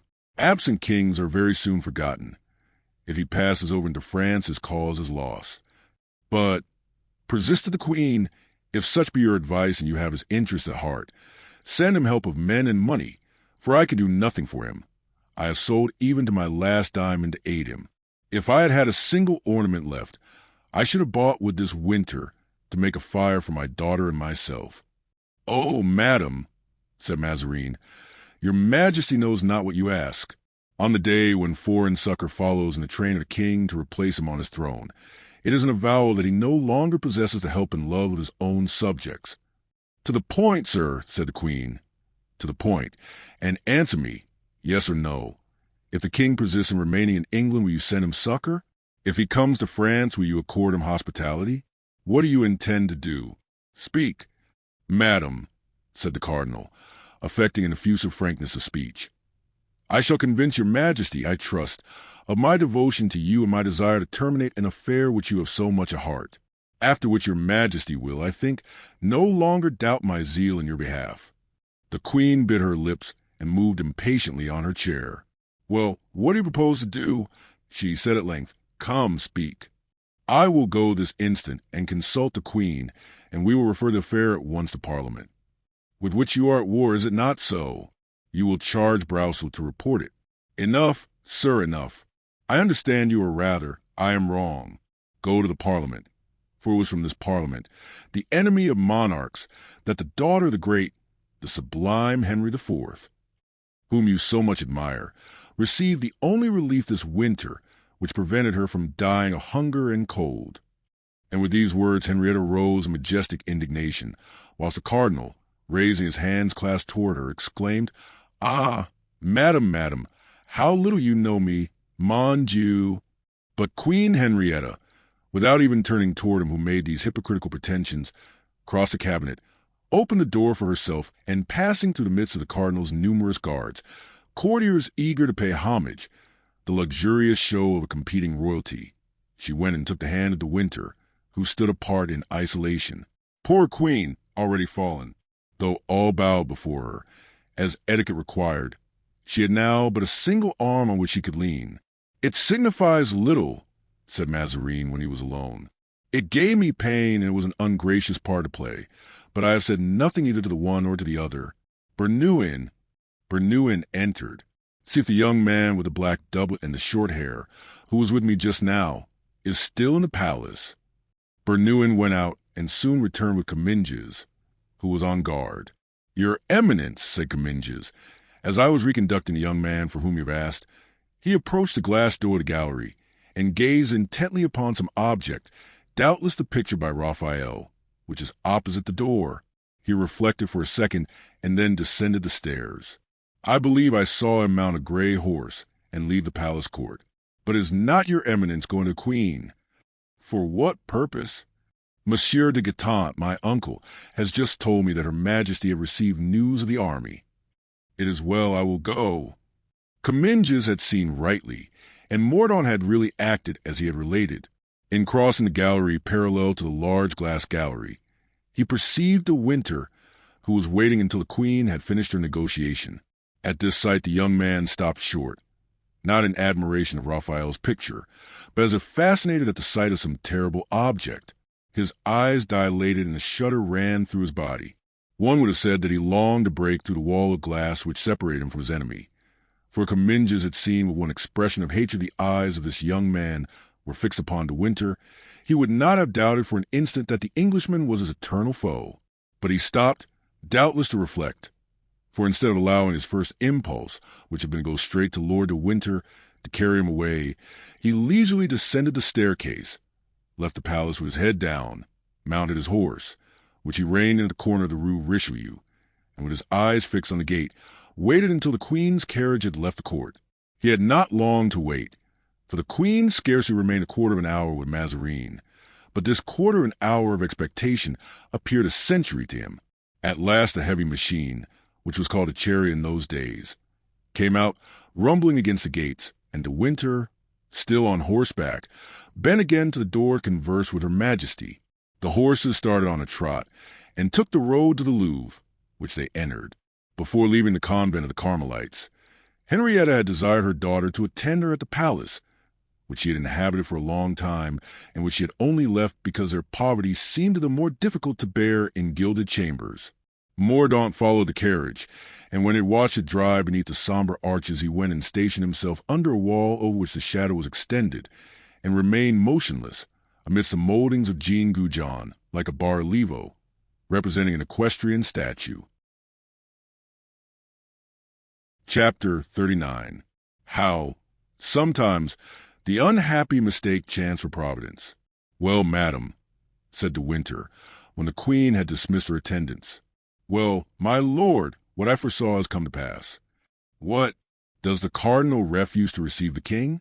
France refuse hospitality to an unfortunate prince?" "Aye, but it is for the first time, madam." "I did not say France, my lord. I said the cardinal, and the cardinal is not even a Frenchman." "But did you see the Queen?" "It is useless," replied Henrietta. "The Queen will not say yes when the cardinal says no. Are you not aware that this Italian directs everything, both indoors and out? And moreover, I should not be surprised had we been forestalled by Cromwell. He was embarrassed while speaking to me, and yet quite firm in his determination to refuse. Then did you not observe the agitation in the Palais Royal, the passing to and fro of busy people? Can they have received any news, my lord?" "Not from England, madam. I made such haste that I am certain of not having been forestalled. I set out 3 days ago, passing miraculously through the Puritan army, and I took post horses with my servant Tony. The horses upon which we were mounted were bought in Paris. Besides, the king, I am certain, awaits your majesty's reply before risking anything." "You will tell him, my lord," resumed the Queen despairingly, "that I can do nothing, that I have suffered as much as himself, more than he has, obliged as I am to eat the bread of exile and to ask hospitality from false friends who smile at my tears, and as regard his royal person, he must sacrifice it generously and die like a king. I shall go and die by his side." "Madam, madam," exclaimed De Winter, "your majesty abandons yourself to despair, and yet perhaps there still remains some hope." "No friends left, my lord, no other friends left in the wide world but yourself." "Oh God!" exclaimed the poor Queen, raising her eyes to heaven. "Have you indeed taken back all the generous hearts that once existed in the world?" "I hope not, madam," replied De Winter, thoughtfully. "I once spoke to you for men. What can be done with four?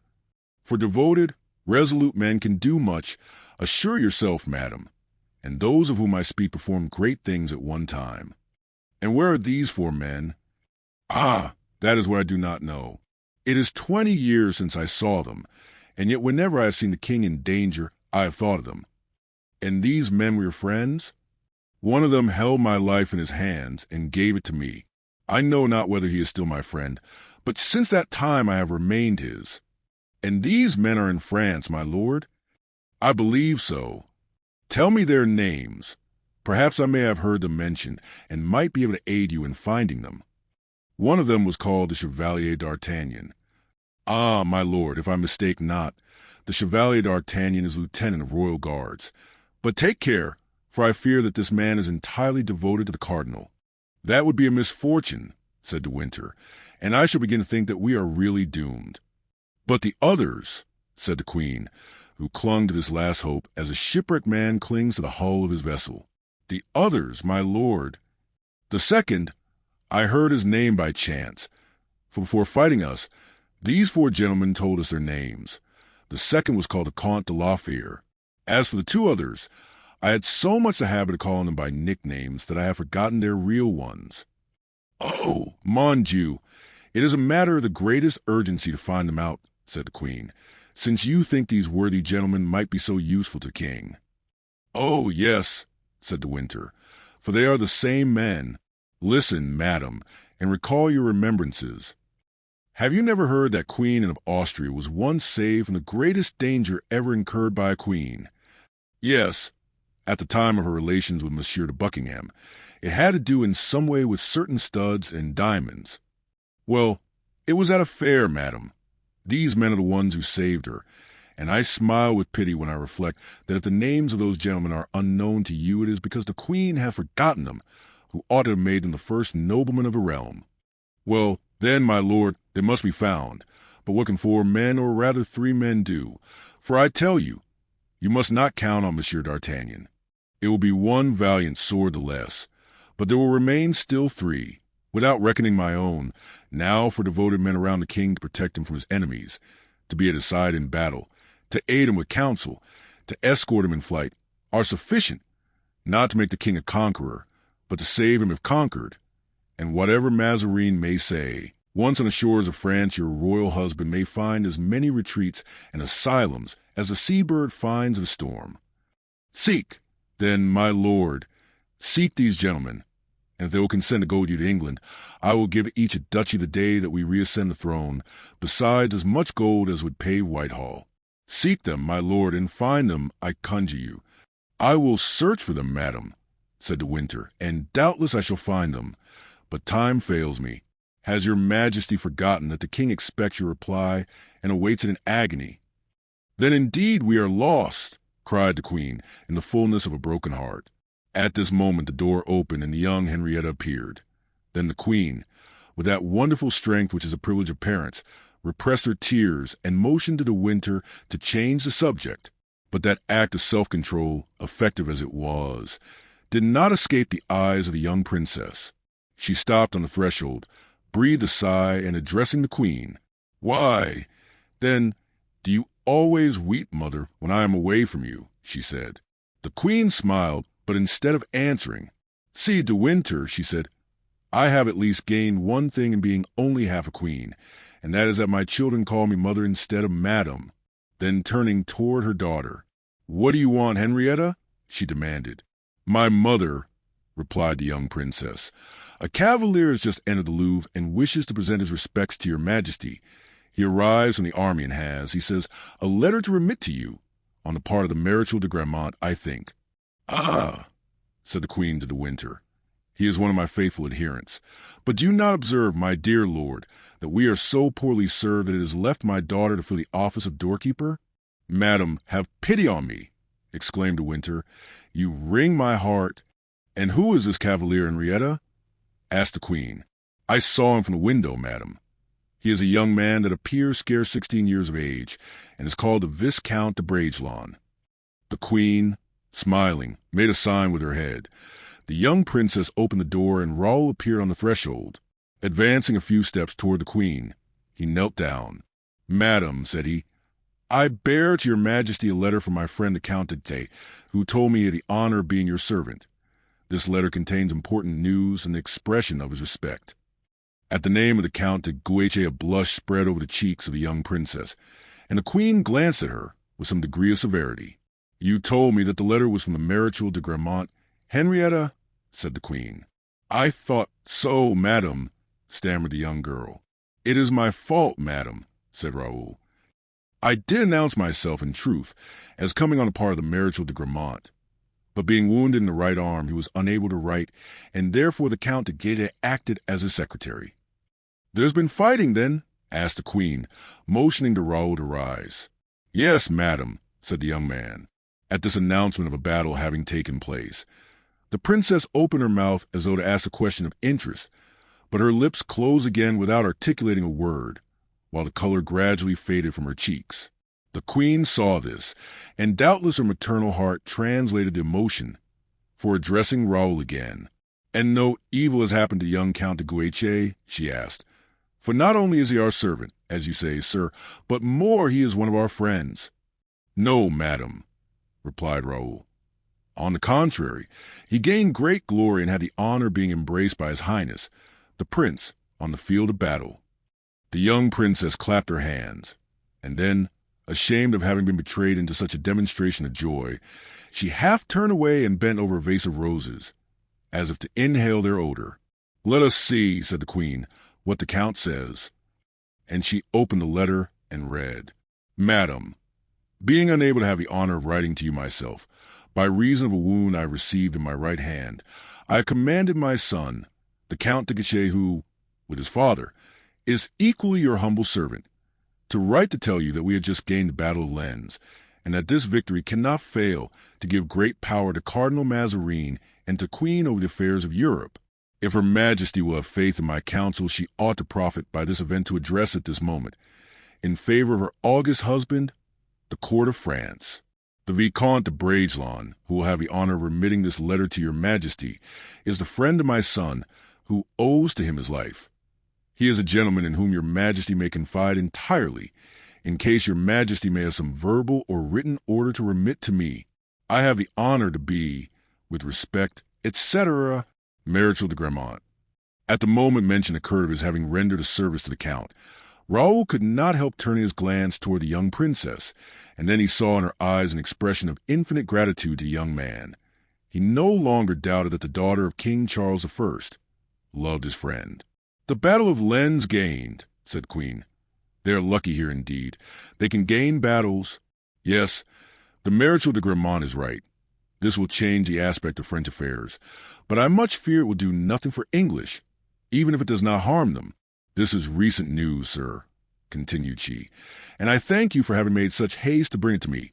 Without this letter I should not have heard till tomorrow, perhaps after tomorrow, the last of all Paris." "Madam," said Raoul, "the Louvre is but the second palace this news has reached. It is as yet unknown to all, and I had sworn to the Count de Guiche to remit this letter to your Majesty before even I should embrace my guardian." "Your guardian? Is he, too, a Bragelonne?" asked Lord de Winter. "I once knew a Bragelonne. Is he still alive?" "No, sir, he is dead, and I believe it is from him my guardian, whose near relation he was, inherited this estate from which I take my name." "And your guardian, sir?" asked the Queen, who could not help feeling some interest in the handsome young man before her. "What is his name?" "The Comte de la Fere, madam," replied the young man, bowing. De Winter made a gesture of surprise, and the Queen turned to him with a start of joy. "The Comte de la Fere," she cried. "Have you not mentioned that name to me?" As for De Winter, he could scarcely believe that he had heard aright. "The Comte de la Fere," he cried in his turn. "Oh, sir, reply, I entreat you. Is not the Comte de la Fere a noble whom I remember, handsome and brave, a musketeer under Louis XIII, who must be now about 47 or 48 years of age?" "Yes, sir, you are right in every particular." "And who served under an assumed name?" "Under the name of Athos. Latterly I heard his friend, Monsieur d'Artagnan, give him that name." "That is it, madam, that is the same." "God be praised. And he is in Paris?" continued he, addressing Raoul. Then turning to the Queen, "We may still hope. Providence has declared for us, since I found this brave man again in so miraculous a manner. And, sir, where does he reside, pray?"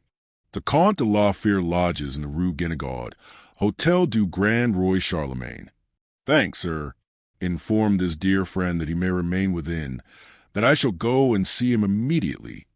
"Sir, I obey with pleasure, if Her Majesty will permit me to depart." "Go, Monsieur de Bragelonne," said the Queen, "and rest assured of our affection."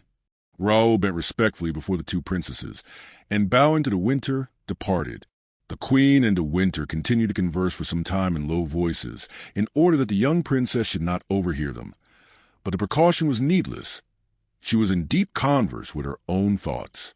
Then, when De Winter rose to take leave, "Listen, my lord," said the Queen. "I preserved this diamond cross which came from my mother, and this order of St. Michael which came from my husband. They are worth about 50,000 pounds. I had sworn to die of hunger rather than part with these precious pledges, but now that this ornament may be useful to him or his defenders, everything must be sacrificed. Take them, and if you need money for your expedition, sell them fearlessly, my lord. But should you find the means of retaining them, remember, my lord, that I shall esteem you as having rendered the greatest service that a gentleman can render to a queen, and in the day of my prosperity he who brings me this order and this cross shall be blessed by me and my children. Madam, replied De Winter, your majesty will be served by a man devoted to you. I hasten to deposit these two objects in a safe place, nor should I accept them if the resources of our ancient fortune were left to us. But our estates are confiscated. Our ready money is exhausted, and we are reduced to turn to service everything we possess. In an hour hence I shall be with the Comte de Lafayette, and tomorrow your majesty shall have a definite reply. The queen tendered her hand to Lord de Winter, who, kissing it respectfully, went out and traversed alone and unconducted those large, dark, and deserted apartments, brushing away tears which, blasé as he was by 50 years spent as a courtier, he could not withhold at the spectacle of royal distress so dignified, yet so intense. Chapter 40. Uncle and nephew. The horse and servant belonging to De Winter were waiting for him at the door. He proceeded toward his abode very thoughtfully, looking behind him from time to time to contemplate the dark and silent frontage of the Louvre. It was then that he saw a horseman, as it were, detach himself from the wall and follow him at a little distance. In leaving the Palais Royal, he remembered to have observed a similar shadow. "Tony," he said, motioning to his groom to approach. "Here I am, my lord. Did you remark that man who was following us?" "Yes, my lord." "Who is he?" "I do not know, only he has followed your grace from the Palais Royal, stopped at the Louvre to wait for you, and now leaves the Louvre with you." "Some spy of the cardinal," said De Winter to him, aside. "Let us pretend not to notice that he is watching us." And spurring on, he plunged into the labyrinth of streets which led to his hotel, situated near the Marais. For having for so long a time lived near the Place Royale, Lord de Winter naturally returned to lodge near his ancient dwelling. The unknown spurred his horse to a gallop. De Winter dismounted at his hotel, and went up into his apartment, intending to watch the spy. But as he was about to place his gloves and hat on a table, he saw reflected in a glass opposite to him a figure which stood on the threshold of the room. He turned around, and Mordaunt stood before him. There was a moment of frozen silence between these two. "Sir," said De Winter, "I thought I had already made you aware that I am weary of this persecution. Withdraw, then, or I shall call and have you turned out as you were in London. I am not your uncle. I know you not." "My uncle," replied Mordaunt, with his harsh and bantering tone. "You are mistaken. You will not have me turn out this time as you did in London. You dare not. As for denying that I am your nephew, you will think twice about it, now that I have learned some things of which I was ignorant a year ago." "And how does it concern me what you have learned?" said De Winter. "Oh, it concerns you very closely, my uncle, I am sure, and you will soon be of my opinion," added he, with a smile which sent a shudder through the veins of him he thus addressed. "When I presented myself before you for the first time in London, it was to ask you what had become of my fortune. The second time it was to demand who had sullied my name, and this time I come before you to ask a question far more terrible than any other, to say to you as God said to the first murderer, 'Cain, what hast thou done to thy brother Abel?' My lord, what have you done with your sister? Your sister, who was my mother?" De Winter shrank back from the fire of those scorching eyes. "Your mother?" he said.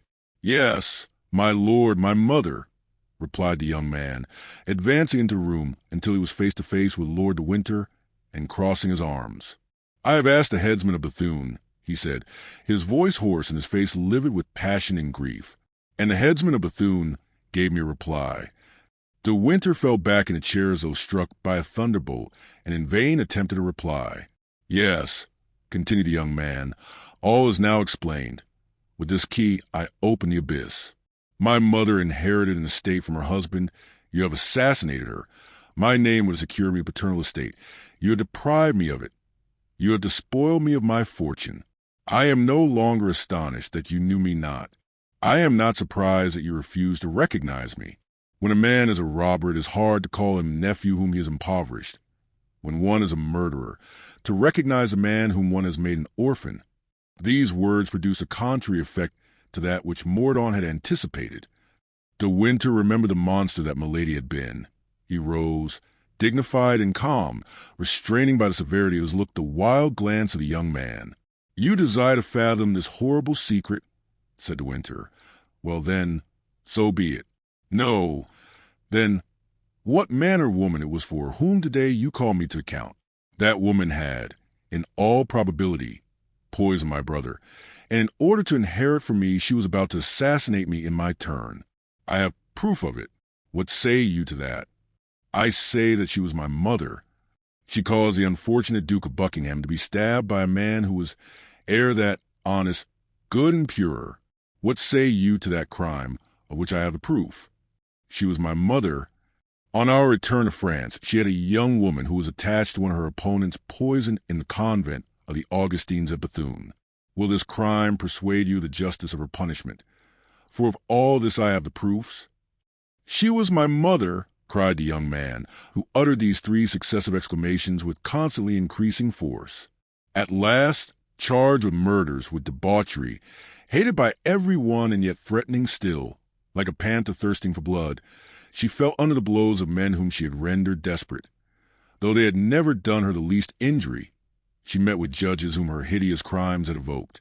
And that executioner you saw, that executioner who you say told you everything, that executioner, if he told you everything, told you that he leaped with joy in avenging on her his brother's shame and suicide, depraved as a girl, adulteress as a wife, an unnatural sister, homicide, poisoner, execrated by all who knew her, by every nation that had been visited by her. She died accursed by heaven and earth. A sob which Mordaunt could not repress burst from his throat, and his livid face became suffused with blood. He clenched his fists, sweat covered his face, his hair, like Hamlet's, stood on end, and racked with fury, he cried out, "Silence, sir! She was my mother. Her crimes, I know them not. Her disorders, I know them not. Her vices, I know them not. But this I know, that I had a mother, that 5 men leagued against one woman, murdered her clandestinely by night, silently, like cowards. I know that you were one of them, my uncle, and that you cried louder than the others, 'She must die.' Therefore I warn you, and listen well to my words, that they may be engraved upon your memory, never to be forgotten. This murder, which has robbed me of everything, this murder, which has deprived me of my name, this murder, which has impoverished me, this murder, which has made me corrupt, wicked, implacable, I shall summon you to account for it first, and then those who were your accomplices, when I discover them." With hatred in his eyes, foaming at his mouth, and his fist extended, Mordaunt had advanced one more step, a threatening, terrible step, toward De Winter. The latter put his hand to his sword, and said, with the smile of a man who for 30 years has jested with death, "Would you assassinate me, sir? Then I shall recognize you as my nephew, for you would be a worthy son of such a mother." "No," replied Mordaunt, forcing his features and the muscles of his body to resume their usual places and be calm. "No, I shall not kill you, at least not at this moment, for without you I could not discover the others. But when I have found them, then tremble, sir. I stabbed to the heart the headsman of Bethune, without mercy or pity, and he was the least guilty of you all." With these words the young man went out and descended the stairs with sufficient calmness to pass unobserved. Then upon the lowest landing-place he passed Tony, leaning over the balustrade, waiting only for a call from his master to mount his room. But De Winter did not call. Crushed, enfeebled, he remained standing and with listening ear. Then only when he had heard the step of the horse going away, he fell back on a chair, saying, "My God, I thank thee that he knows me only,